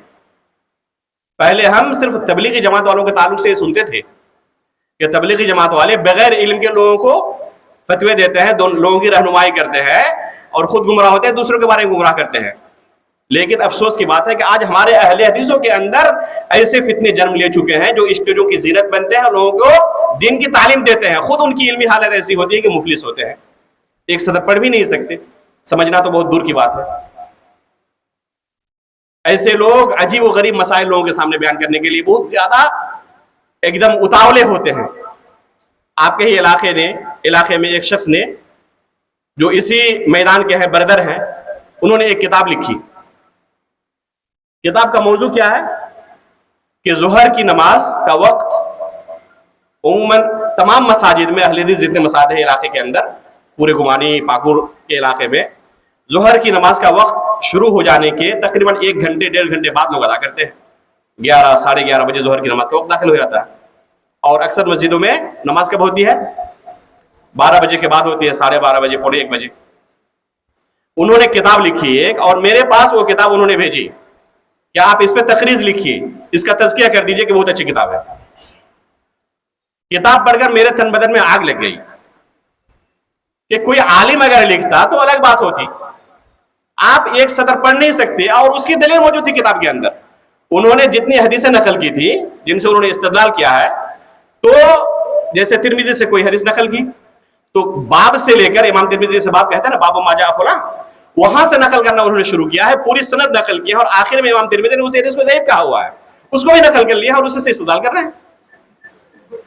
اس لیے کہ عربی عبارت تو پڑھ نہیں سکتے. اب کسی اردو کتاب سے انہوں نے ترجمہ نقل کیا ہے، تو ترجمہ کہاں تک نقل کیا ہے؟ جتنا اپنے مطلب کا تھا. اب سند والی جو بحث تھی ان کو تو سمجھ میں آئے گی نہیں، تو اس کو چھوڑ دیا ہے. یہ حالت ہے، اور اس مسئلے پر کتاب لکھ رہے ہیں. اور لوگ مشورہ کیا دے رہے ہیں کہ لوگوں کو آپ گاؤں میں جا کے سمجھائیے کہ جیسے ہی نماز کا وقت داخل ہو فوراً لوگ نماز ادا کریں، اذان ہو مسجد میں. اگر لوگ آپ کی بات مان رہے ہیں تو ٹھیک ہے، اگر نہیں مان رہے ہیں تو اکیلے آپ اذان دیجئے اور اکیلے نماز پڑھ کے آ جائیے. آپ سوچئے کہ کتنا بڑا یہ خلل ہے اور کتنی بڑی جرأت ہے. یہ ایک طرف یہ منہج ایک بردر کا، اور دوسری طرف صحیح بخاری کے اندر آپ اٹھائیے اللہ کے رسول صلی اللہ علیہ وسلم کی حدیثیں اس تعلق سے. حافظ ابن رجب حنبلی رحمہ اللہ نے فتح الباری کے اندر، فتح الباری نام سے 2 شرح ہے، ایک حافظ ابن حجر رحمہ اللہ کی اور ایک حافظ ابن رجب حنبلی رحمہ اللہ کی. حافظ ابن رجب کی شرح پہلے ہے، حافظ ابن حجر نے بعد میں وہ شرح لکھی ہے فتح الباری کے نام سے. جو حافظ ابن رجب کی کتاب ہے وہ مکمل نہیں ہے، ان کی وفات ہو گئی تھی، تھوڑا سا حصہ انہوں نے صرف کیا تھا، شرح کیا تھا، اور کتاب باقی رہ گئی. لیکن اس باب کی شرح فتح الباری ابن رجب والی کے اندر موجود ہے. آپ فتح الباری ابن رجب الحنبلی اٹھائیے اور اس باب کو پڑھیے کہ اللہ کے رسول صلی اللہ علیہ وسلم نے اس مسئلے میں ہماری کیا رہنمائی کی ہے.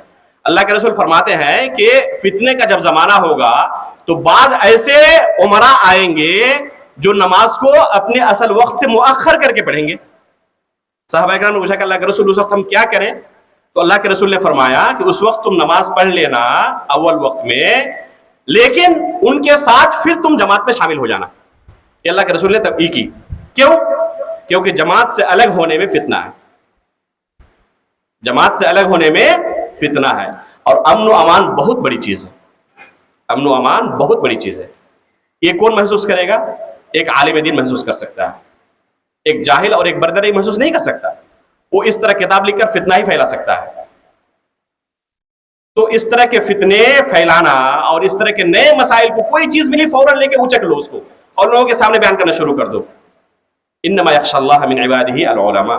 جو خشیت ایک عالم دل کے دل کا ہوگی، کسی بھی مسئلے کے تعلق سے بات کرتے وقت وہ لرز جائے گا. صحابہ کرام کے قصے آپ نے پڑھے ہوں گے کہ کسی مسئلے کے وقت وہ کیا کرتے تھے، ان کے چہرے سرخ ہو جاتے تھے. اللہ کے رسول کی حدیث خود اپنے کانوں سے انہوں نے سنی ہے، کسی دوسرے کے واسطے سے نہیں. پھر بھی جب کوئی سوال کرتا، بیان کرتے ہوئے زبان لڑکھڑانے لگتی تھی، چہرہ سرخ ہو جاتا تھا، کانپتے تھے، اور پھر آخر میں کہتے تھے کہ او کما قال رسول اللہ صلی اللہ علیہ وسلم. شاید اللہ کے رسول نے ایسے ہی کہا تھا، تاکہ کہیں ہم سے کوئی بھول نہ ہو جائے. یہ خشیت جو ہوتی ہے ایک عالم کے دل کے اندر ہوتی ہے. ایک جاہل کو ہر سوال کا جواب پتہ رہتا ہے. ابھی گزشتہ ہفتے کی بات تھی، ایک سوال آیا میرے پاس قربانی کے تعلق سے. یہ سوال مجھ سے پہلے میرے بعض ساتھی جو دکتورہ کر رہے ہیں ابھی مدینہ یونیورسٹی کے اندر، ان کے پاس یہ سوال پہلے جا چکا تھا، اور انہوں نے بھی جواب دینے سے اعتذار کر لیا کہ ہم اس کا جواب نہیں دے سکتے. دیکھیں جتنا علم ہوتا ہے نا تو خشیت ہوتی ہے کہ اس تعلق سے اللہ کے پاس مجھے جواب دینا ہے. اللہ کی شریعت میں بیان کر رہا ہوں. کسی کو جواب دینے کا مطلب یہ ہے کہ اللہ کی شریعت میں بیان کر رہا ہوں اس کے سامنے. سوال کیا تھا کہ ایک گائے کے اندر 7 لوگ شریک ہو سکتے ہیں، ٹھیک ہے؟ اب 7 لوگ شریک ہیں اور 7 لوگ الگ الگ مسجدوں میں نماز پڑھ رہے ہیں. ایک مسجد میں جلدی نماز ختم ہو گئی، وہ صاحب آئے اور گائے انہوں نے ذبح کر دی. اسی گائے کے اندر اور جو دوسرے لوگ شریک ہیں ان کی ابھی عید کی نماز ہوئی ہی نہیں، ابھی انہوں نے عید کی نماز نہیں پڑھی ہے. اور حدیث صریح ہے کہ عید سے پہلے اگر کوئی جانور ذبح کر لے تو قربانی نہیں ہوگی. لیکن جنہوں نے ذبح کیا انہوں نے تو عید کی نماز پڑھ لی ہے. تو اب اس قربانی کا کیا حکم ہے؟ یہ سوال تھا مجھ سے پہلے. میرے پاس جب یہ سوال آیا تھا، مجھ سے پہلے ہی کئی دکاترہ کے پاس یہ سوال جا چکا تھا. انہوں نے کہا کہ اس سوال کا ہم نے کافی سوچا لیکن جواب نہیں دے سکتے، ہم سمجھ میں نہیں آ رہا کہ اس کا کیا جواب دیا جائے. میرے پاس بھی انہوں نے سوال بھیجا تھا، میں نے کافی غور و فکر کیا اس تعلق سے. اب تک میں کسی نتیجے پر نہیں پہنچ سکا ہوں اس کا کیا جواب دیا. میں نے اعتذار کر لیا کہ اللہ عالم میں اس سوال کا جواب نہیں دے سکتا ہوں. اللہ عالم، میرے ہو سکتا ہے کسی دوسرے عالم کے پاس اللہ تعالیٰ شرح عزت کر دے اور کسی کو اس کا جواب علم ہو، پتہ ہو جائے، وہ جواب دیں گے. آپ کسی دوسرے عالم کی طرف رجوع کریں، لیکن میں جواب نہیں دے سکتا ہوں اس کا. میں نے اپنی مسجد میں یہ سوال ذکر کیا اپنے گاؤں کے مصلیوں میں. اسی میں سے ایک شخص جو کبھی مدرسہ گیا نہیں ہے فوراً انہیں جواب دے دیا، فوراً انہیں جواب دیا. میں نے کہا کہ یہ سوال میرے پاس کئی دنوں سے پڑھا ہوا، اب تک میں جواب نہیں دے پایا ہوں. تو یہ فرق ہے. انما یخشی اللہ من عبادہ العلماء. بہت جامعیت ہے اس آیت کے اندر. جس قدر آپ کے اندر خشیت ہوگی، علم آئے گا، اس وقت خشیت ہوگی. یہ شریعت ہے. آپ لوگوں کے سامنے اپنی مرضی تو نہیں تھوپ رہے ہیں، اپنی طرف سے کوئی بات نہیں پیش کر رہے ہیں. جو کچھ ایک عالم کی زبان سے نکلتا ہے وہ اللہ کی شریعت ہوتی ہے. العلماء ورثۃ الانبیاء. انبیاء کے مشن کو ہم آگے بڑھا رہے ہیں. اللہ تعالیٰ سے دعا ہے کہ اللہ تعالیٰ اس ذمہ داری کو کما حق ادا کرنے کی ہمیں توفیق عطا فرمائے. جو باتیں ہم نے یہاں پر سنی، اللہ رب العالمین ہم سب کو اس پر عمل کرنے کی توفیق عطا فرمائے. اللہ تعالیٰ ہماری اس مجلس کو قبول فرمائے، ہمارے میزان حسنات میں شمار فرمائے. آمین. تقبل رب العالمین وصلی اللہ علی نبینا محمد. یہ مائل دے لیجیے کسی کو سوال کرنا ہو، زبانی کریں یا پھر لکھ کر.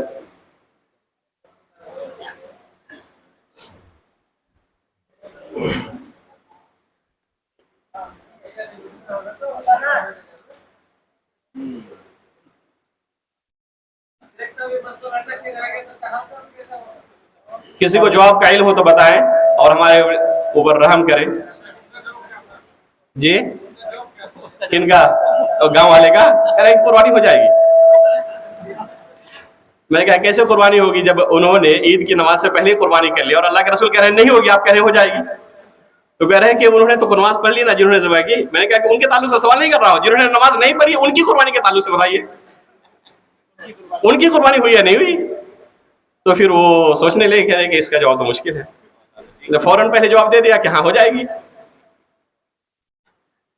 امام مالک رحمہ اللہ سے ایک مجلس میں 32 سوالات کیے گئے، ایک دو نہیں 32 سوالات کیے گئے، اور ہر سوال کے جواب میں انہوں نے فرمایا اللہ عالم، مجھے پتا نہیں، اللہ تعالیٰ بہتر جانتا ہے. سوال کرنے والے نے کہا کہ امام مالک رحمہ اللہ، میں فلاں علاقے سے سفر کر کے آپ کے پاس آیا ہوں، دور دراز سے، میں یہاں کا نہیں ہوں، اور میرے قوم کے لوگ انتظار کر رہے ہیں کہ میں کیا جواب لے کے جاؤں گا. اور آپ نے صرف اللہ عالم ہی جواب دیا, کوئی جواب نہیں دے سکے آپ, تو میں لوگوں کو کیا کہوں گا؟ تو امام مالک رحمہ اللہ نے کہا ان لوگوں کو کہہ دینا کہ امام مالک سے ہم نے سوال کیا تھا, انہوں نے جواب نہیں دیا, ان کے پاس علم نہیں ہے, یہ جواب دینا ان کو. یہ کہیں زیادہ اہون ہے اس سے کہ آپ کو اللہ کی شریعت کے بارے میں علم نہیں ہے اور اپنی طرف سے آپ اٹکل بچوں ہاکیں. ایک ہی سوال, یہ جائز نہیں ہے, ایک ہی سوال بلکہ کبیرہ گناہوں میں سے ہے یہ کہ اللہ کی شریعت کے بارے میں بغیر علم گفتگو کریں. وَأَن تَقُولُوا عَلَى اللَّهِ مَا لَا تَعْلَمُونَ. اللہ رب العالمین نے معصیت کا, گناہوں کا تذکرہ کیا ایک طرف سے, إِنَّمَا حَرَّمَ رَبِّي الْفَوَاحِشَ مَا ظَهَرَ مِنْهَا وَبَطَنَ وَالْإِثْمَ وَالْبَغْيَ. اس طرح اللہ رب العالمین نے گناہوں کا تذکرہ کیا ہے. شرک کے بعد اللہ تعالیٰ نے وَأَن تَقُولُوا عَلَى اللَّهِ مَا لَا تَعْلَمُونَ کا ذکر کیا ہے. اس لیے بہت سارے علماء نے کہا ہے کہ شرک کے بارے میں معروف ہے کہ سب سے بڑا گناہ ہے, لیکن اگر اس آیت پر کوئی غور کرے گا تو کہے گا کہ شرک سے بھی بڑا گناہ ہے اللہ کی شریعت کے بارے میں کوئی چیز بلا علم کہنا.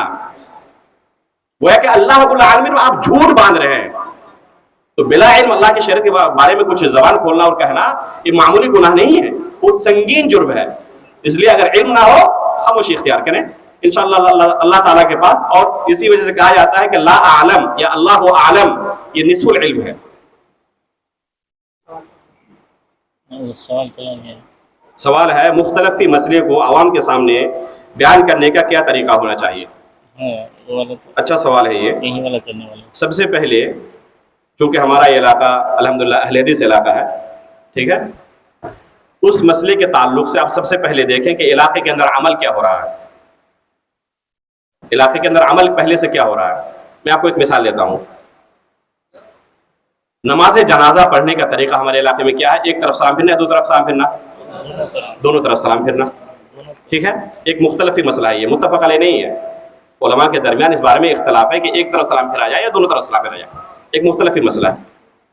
اب علاقے میں عمل جاری ہے ایک زمانے سے, اور یہاں پر بڑے بڑے علماء رہے ہیں. ہم سے پہلے بہت سارے علماء گزر چکے ہیں, ان کا عمل رہا ہے علاقے کے اندر, ان کے سامنے اس طرح علماء نے اور لوگوں نے عمل کیا ہے. اب آپ پہلے سب سے دیکھیں کہ علاقے کے اندر اس بارے میں عمل کیا رہا ہے. جو عمل ہے پہلے سے رائج وہ کتاب و سنت کے کتنا قریب ہے, موافق ہے. اگر وہ راجح ہے تو الحمدللہ, اس کے بارے میں آپ کو زبان کھولنے کی ضرورت ہی نہیں ہے. لوگوں کو اختلاف کا علم ہونے ہی نہ دیں. اگر وہی راجح ہے مختلفی مسئلہ ہے, متفق علیہ نہیں ہے. ایک اور مثال دیتا ہوں آپ کو. رویت ہلال کا مسئلہ ہے یا نہیں, مختلفی مسئلہ. رویت ہلال کا مسئلہ مختلفی مسئلہ ہے کہ پوری دنیا کی رویت ایک ہے یا الگ الگ ملک کے حساب سے اپنی اپنی رویت کے حساب سے لوگ روزہ رکھیں گے, ایک مختلفی مسئلہ ہے. علاقے کے اندر عمل کیا ہے؟ اپنی اپنی رویت کے حساب سے عمل کرنا. راجح کیا ہے؟ راجح ہم یہی سمجھتے ہیں کہ اپنی اپنی رویت کے حساب سے عمل کیا جائے گا, ٹھیک ہے. یعنی جو علاقے کے اندر عمل پہلے سے ہو رہا ہے اسی کو ہم راجح بھی سمجھتے ہیں. تو اس تعلق سے لوگوں کے سامنے کچھ بھی بیان کرنے سے گریز کرنا چاہیے. لوگوں کے ذہن میں یہ بات ڈالے ہی نہ کہ یہ مختلفی مسئلہ ہے. عوام کے سامنے یہ اختلافی مسئلہ حل کرنا اور اس فریق کے پاس یہ دلیلیں ہیں, اس فریق کے پاس یہ دلیلیں ہیں, یہ آپ کلاس روم کے اندر اس کے بارے میں بحث کیجیے. علماء کے درمیان اس بارے میں بحث کیجیے. آپ کو اگر مناقشہ کرنا ہے, بحث کرنا ہے, عوام کے سامنے یہ اختلاف لے کے مت جائیے. اگر گرچہ مختلفی مسئلہ ہے اور راجح وہی ہے جس پر عمل ہو رہا ہے تو عوام کو اختلاف میں مت الجھائیے. اس تعلق سے عوامی میٹنگ میں, عوامی مجلسوں میں بات چیت نہ کریں. لیکن اگر جس تعلق سے عمل علاقے میں ہو رہا ہے مختلفی مسئلہ ہے اور آپ دیکھ رہے ہیں کہ راجح وہ نہیں ہے جو علاقے میں عمل ہو رہا ہے, راجح وہ نہیں ہے جو علاقے میں عمل ہو رہا ہے, مرجوح ہے, تو اس مسئلے کی نوعیت کیا ہے؟ جس پر عمل ہو رہا ہے اس کی گنجائش ہے یا نہیں ہے, اس کی گنجائش ہے یا نہیں ہے. جیسے نماز جنازہ کے اندر رفع یدین کا مسئلہ, ٹھیک ہے. نماز جنازہ کے اندر رفع یدین کا مسئلہ مختلفی مسئلہ یا متفق علیہ ہے؟ مختلفی مسئلہ ہے. علاقے کے اندر عمل کیا ہے؟ رفع یدین کرنا, ٹھیک ہے. اب اس مسئلے میں آپ دیکھیں کہ رفع یدین کرنے کی گنجائش کتنی ہے جو پہلے سے عمل ہو رہا ہے. اگر آپ راجح سمجھتے ہیں کہ رفع یدین نہ کرنا ہی راجح ہے تو رفع یدین کرنے کی گنجائش ہے یا نہیں ہے؟ آپ پہلے یہ دیکھیں اس مسئلے کی نوعیت. میں صرف مثال دے رہا ہوں, اس طرح کے سینکڑوں مسائل ہو سکتے ہیں, اس طرح کے سینکڑوں مسائل ہو سکتے ہیں. تو آپ دیکھیں کہ جس پر عمل ہو رہا ہے اس کی گنجائش کتنی ہے. اگر اس کی گنجائش ہے تو لوگوں کے سامنے اسی طرح اس مسئلے کو بیان کریں کہ جس پر عمل ہو رہا ہے الحمدللہ اس کی بھی گنجائش شریعت کے اندر ہے، ایک دوسرا بھی موقف ہے اس مسئلے کے تعلق سے اور وہ اس سے زیادہ راجح ہے، بہتر ہے کہ آپ اسی پر عمل کریں۔ اگر کوئی کہنے ہی پرانے مال پر ہی عمل کرتا تو اس کی بھی گنجائش ہے۔ ایسے مسائل کے اندر شدت اختیار کرنا بالکل مناسب نہیں ہے جس کے اندر گنجائش شریعت نے رکھی ہے۔ آپ کون ہوتے ہیں اس کے اندر سختی کرنے والے؟ جس کے اندر شریعت نے گنجائش رکھی ہوئی ہے۔ لیکن مسئلہ ایسا ہو جس کی گنجائش آپ کو ایسا لگ رہا ہے کہ اس کی گنجائش شریعت نے نہیں رکھی ہے، اس کی گنجائش شریعت نے نہیں رکھی ہے، اس پر عمل کرنے کے تعلق سے اگر لوگوں کو چھوٹ دیا جائے اور ہم خاموش رہیں تو اللہ تعالیٰ کے پاس ہم پکڑے جائیں گے۔ اللہ تعالیٰ کے پاس، اس لیے کہ اللہ تعالیٰ نے ہمارے کندھے پر ایک ذمہ داری عائد کی، ابھی میں نے کہا، تو اگر یہ ہمارے خاموشی اختیار کرو تو اللہ کے پاس میں پکڑا جاؤں گا۔ ایسے مسئلے کے تعلق سے اب لوگوں کو بیان کرنا ضروری ہے، تو اس کا ایک پروسیس ہونا چاہیے حکمت کے ساتھ۔ سب سے پہلے اس مسئلے کی آپ نوعیت دیکھیں کہ اس سے کیا فتنہ بھڑک سکتا ہے۔ اگر ایسا مسئلہ ہو یا بعض مسائل ایسے ہوتے ہیں جو عالمی ہوتے ہیں، جیسے رویت حلال کا مسئلہ۔ رویت حلال کا مسئلہ ایسا نہیں ہے کہ آپ اگر اس مسئلے کے اندر تحقیق کرتے ہوئے کسی راجح قول تک پہنچ جائیں تو خود اکیلے آپ عمل کر لیں گے۔ ظاہر سی بات ہے کہ آپ نتیجے پر پہنچنے کے بعد سب کو لے کر عمل کریں گے نا، تو آپ چاہے تحقیق کرنے کے بعد کسی بھی نتیجے پر پہنچے، کوئی خاص زیادہ آپ کو فائدہ پہنچانے والا نہیں ہے۔ بہت مرتبہ بعض جگہوں سے مجھے دعوت دی گئی اس مسئلے پر بولنے کے لیے۔ ایک مرتبہ ایک ریڈیو والے نے ایک پورا یہ تیار کیا اور کہا کہ آپ کو اس مسئلے پر بولنا پڑے گا اور لائیو لوگ سنیں گے۔ ایک یہ ہے اسلامک یہ تھا، چینل تھا، ریڈیو انڈیا کی بات ہے، ایک میرے ساتھی تھے، انہوں نے ترتیب دیا تھا۔ میں نے انتظار کر لیا کہ اس مسئلے پر نہیں میں بول سکتا۔ وجہ کیا ہے؟ کیونکہ اس مسئلے کے تعلق سے اگر میں کوئی راجح قول بیان بھی کر دوں تو ظاہر سی بات ہے کہ اکیلے عمل کرنا نہیں ہے، سب کو لے کر نہ عمل کرنا ہے، آپ کو سب کو ساتھ عید کرنی ہے۔ تو اکیلے آپ کسی نتیجے پر پہنچ کر کیا کریں گے؟ علامہ البانی رحمہ اللہ کا موقف کیا تھا اس بارے میں؟ ان کا موقف یہ تھا کہ پوری دنیا کی رویت ایک رویت ہے، لیکن خود نصیحت کرتے تھے کہ جب تک لوگ متحد نہ ہو جائیں اس مسئلے کے تعلق سے، لوگوں کو الگ الگ عمل کرنے دیا جائے اور لوگوں کے سامنے یہ شدت اختیار نہ کی جائے اس مسئلے کے تعلق سے۔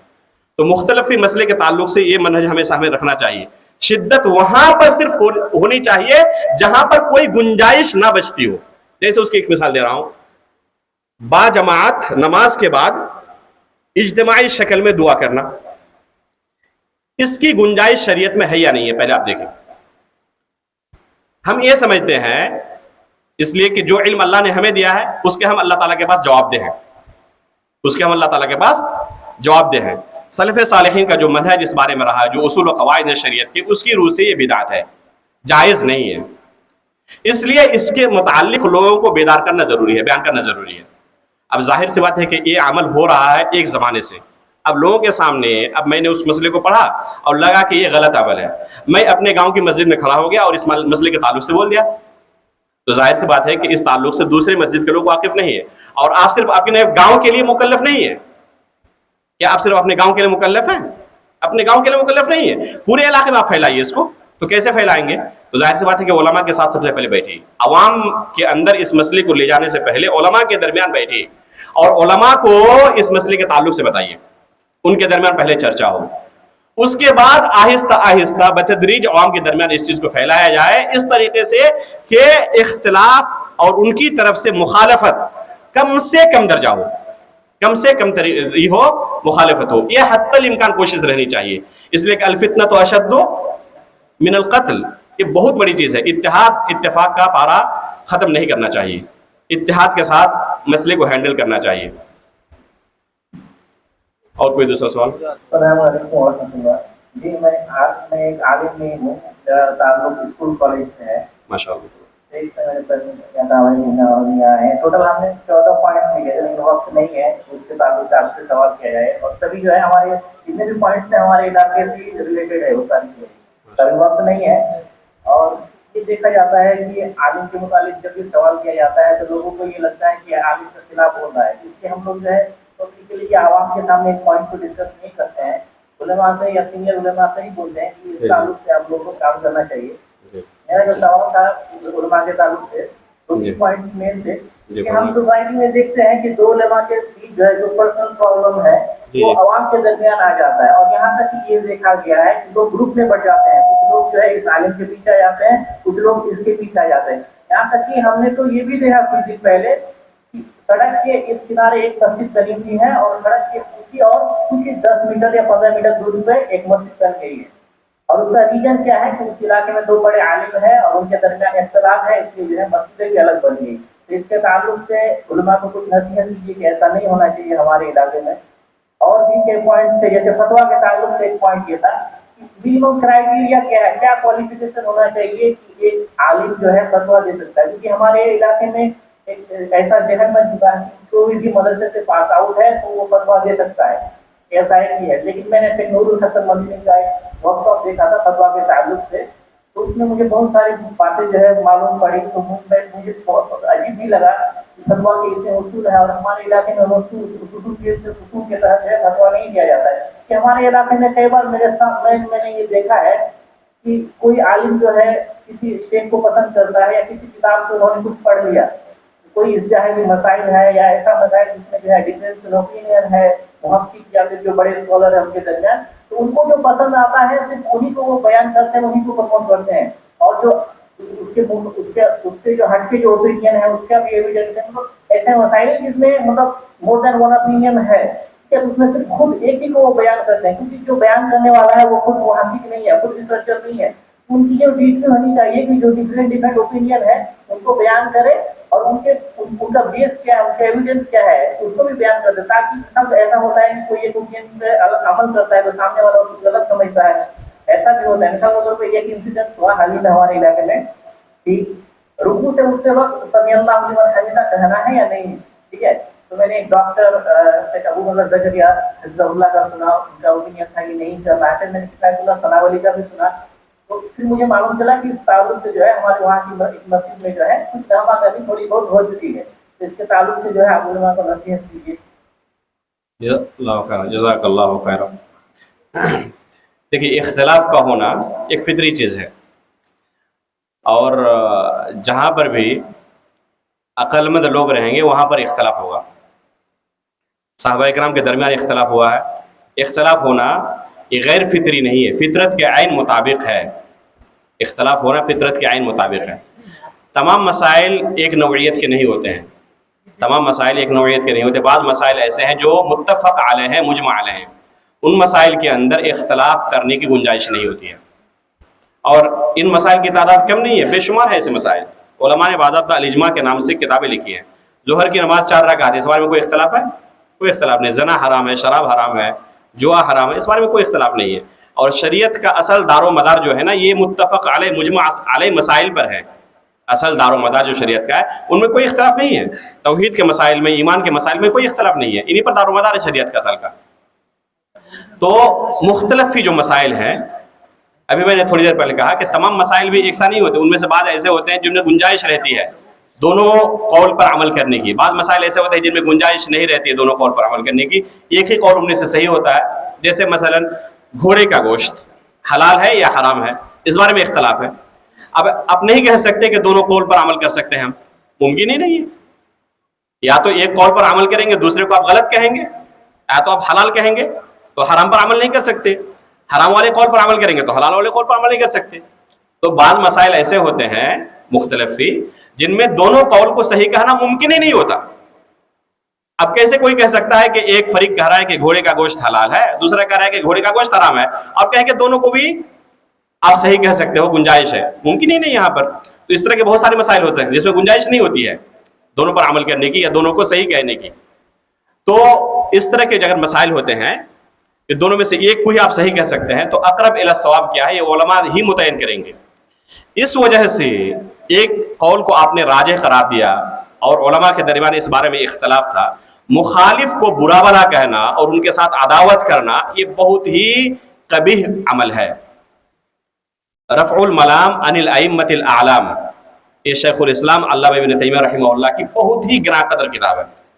علماء اکرام کو یہ کتاب ضرور پڑھنی چاہیے. رفع الملام عن الائمۃ الاعلام, ائمہ کے درمیان جن مسائل میں اختلاف ہوا ہے تو ان مسائل میں اختلاف ہونے کی وجہ کیا ہے, اور اس اختلاف کی وجہ سے ان کو ہم کیوں برا بھلا نہیں کہہ سکتے.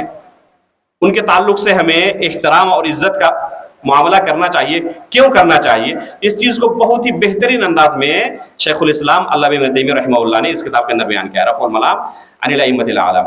اس لیے اگر علماء ایک دوسرے کے تعلق سے اس طرح کا موقف اپناتے ہیں کہ فلاں مسئلے میں ان کی رائے میرے رائے کے موافق نہیں ہے، اس لیے ہم مسجد الگ کر لیں گے، ان کے تعلق سے عداوت شروع کر دیں گے، ایک الگ جماعت بنا لیں گے، گروہ بنا لیں گے، تو یہ ایک عالم کی شان نہیں ہے، ایک عالم کی شان نہیں ہے۔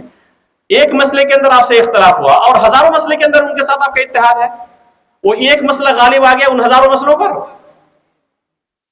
یہ علم کی تو قدر نہیں ہوئی۔ یہاں پر شیطان استغلال کرتا ہے، شیطان کو موقع ملتا ہے۔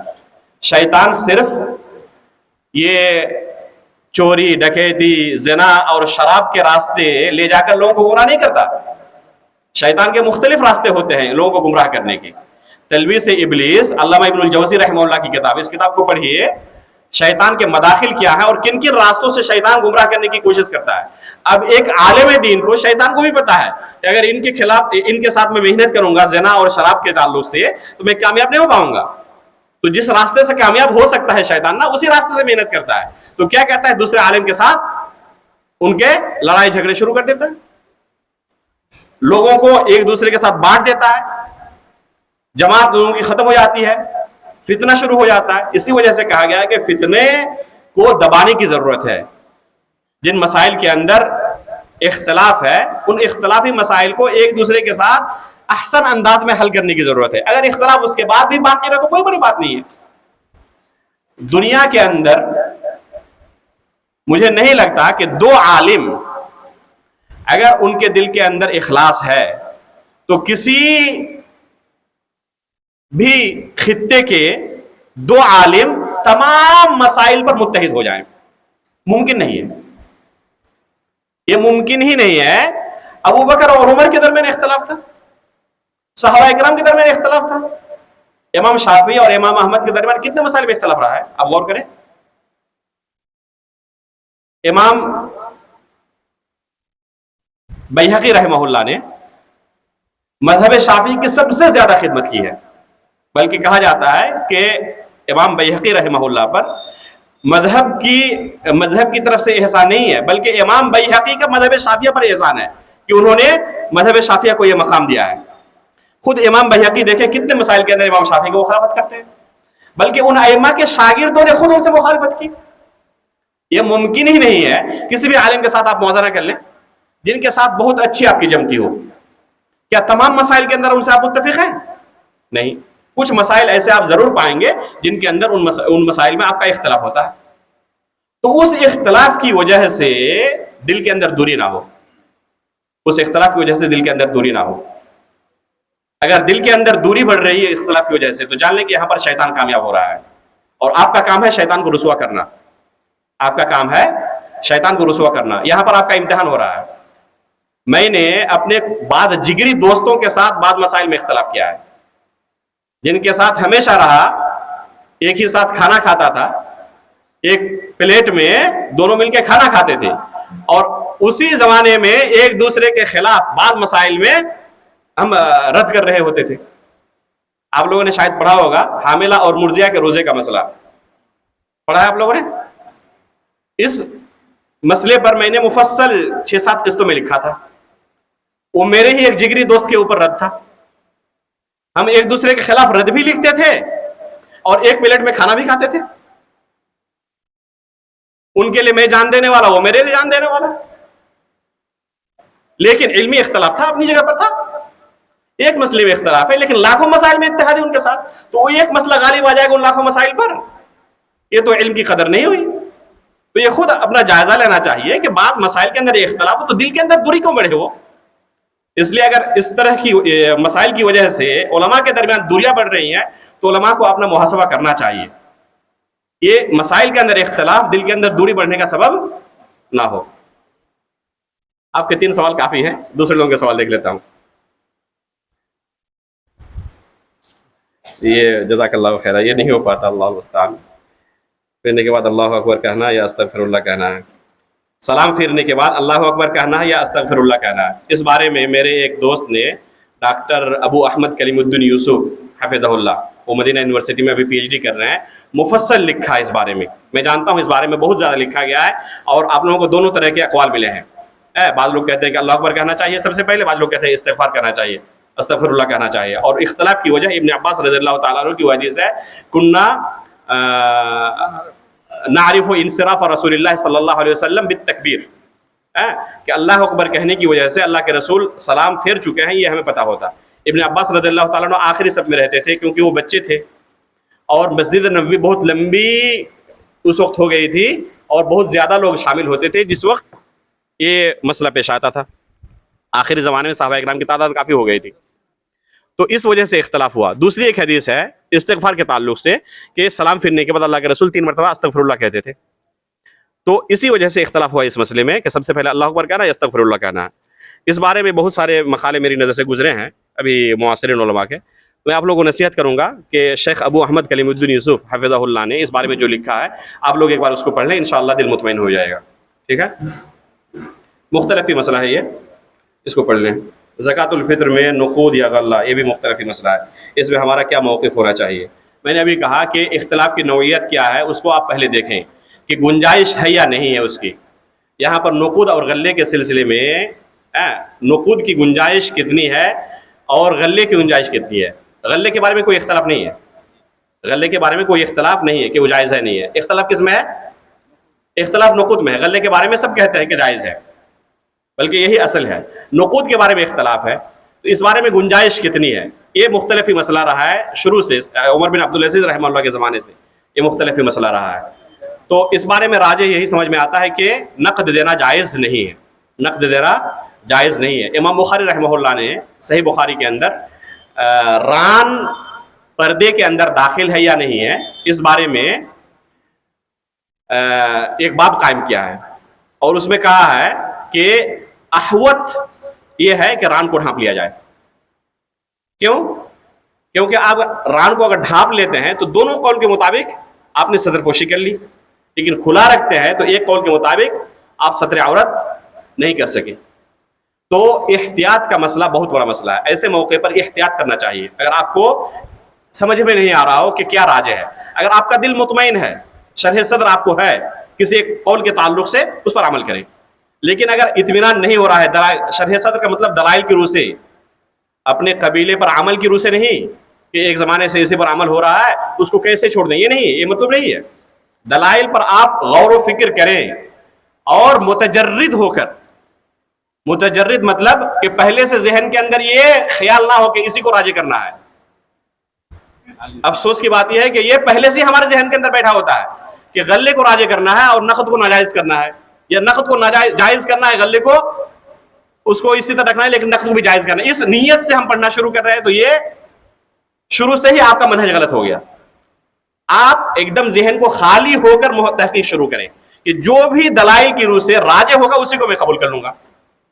ایک مسئلے کے ایک مثال آپ کو دے رہا ہوں. علامہ صنعانی رحمہ اللہ نے وقف کے تعلق سے اس کے اندر ایک کتاب انہوں نے لکھی تھی، اور اس میں نہیں وقف کے تعلق سے نہیں، حائضہ کے اس کے طلاق الحائض کے تعلق سے، حائضہ کو طلاق ہوتی ہے نہیں ہوتی ہے حیض کی حالت میں، تو اس سلسلے میں انہوں نے ایک موقف اختیار کیا کہ حائضہ کو طلاق ہو جاتی ہے. کتاب لکھی انہوں نے. بعد میں ان کو وہ متجرد ہو کر اس مسئلے کی تحقیق کر رہے تھے، ان کو لگا کہ نہیں میرا موقف غلط ہے، یہ جو میں نے پہلے لوگوں کے درمیان پرچار کیا ہے، کتاب لکھی ہے، وہ غلط موقف ہے. انہوں نے پھر اپنے ہی رد میں دوسری ایک کتاب لکھی کہ میرا موقف پہلا والا غلط تھا، اس کے دلائل یہ ہیں. ایک زمانے کے بعد ان کو لگا پھر پڑھنے کے بعد کہ میرا پہلا موقف ہی صحیح تھا، پھر تیسری کتاب لکھی پہلے موقف کو صحیح کرنے کے لیے. یہ کس بات کی دلیل ہے؟ یہ اس بات کی دلیل ہے کہ ان کا ہمیشہ یہ نظریہ رہا کہ اللہ تعالیٰ کو مجھے خوش کرنا ہے، لوگوں کو نہیں. چاہے لوگ میرے بارے میں کچھ بھی سوچے، اللہ کو مجھے خوش کرنا ہے اور مجھے اپنے علم کا اللہ کو جواب دینا ہے. تو آپ پہلے ذہن خالی کر کے تحقیق شروع کریں.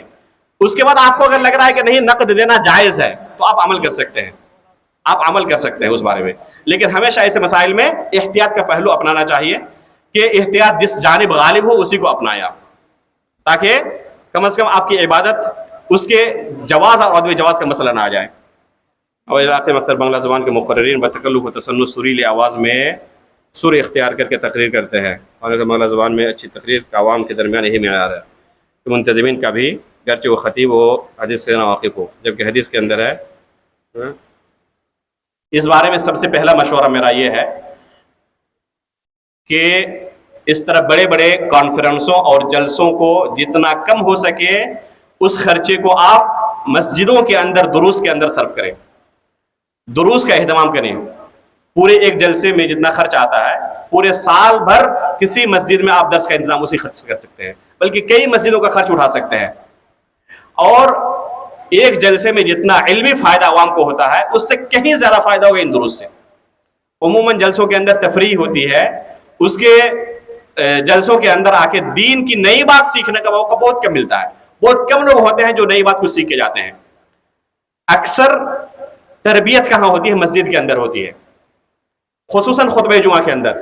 شیخ محترم کی ایک بات مجھے اچھی طرح یاد آ رہی ہے، جب میں کشن گنج میں شیخ کے ساتھ تھا، میں شیخ کے ساتھ 1.5 مہینہ پڑھایا ہوں کشن گنج میں، اکثر و بیشتر شیخ محترم کہتے تھے کہ جمعہ کے خطبے کے لیے مقررین کو بہت زیادہ تیاری کرنی چاہیے۔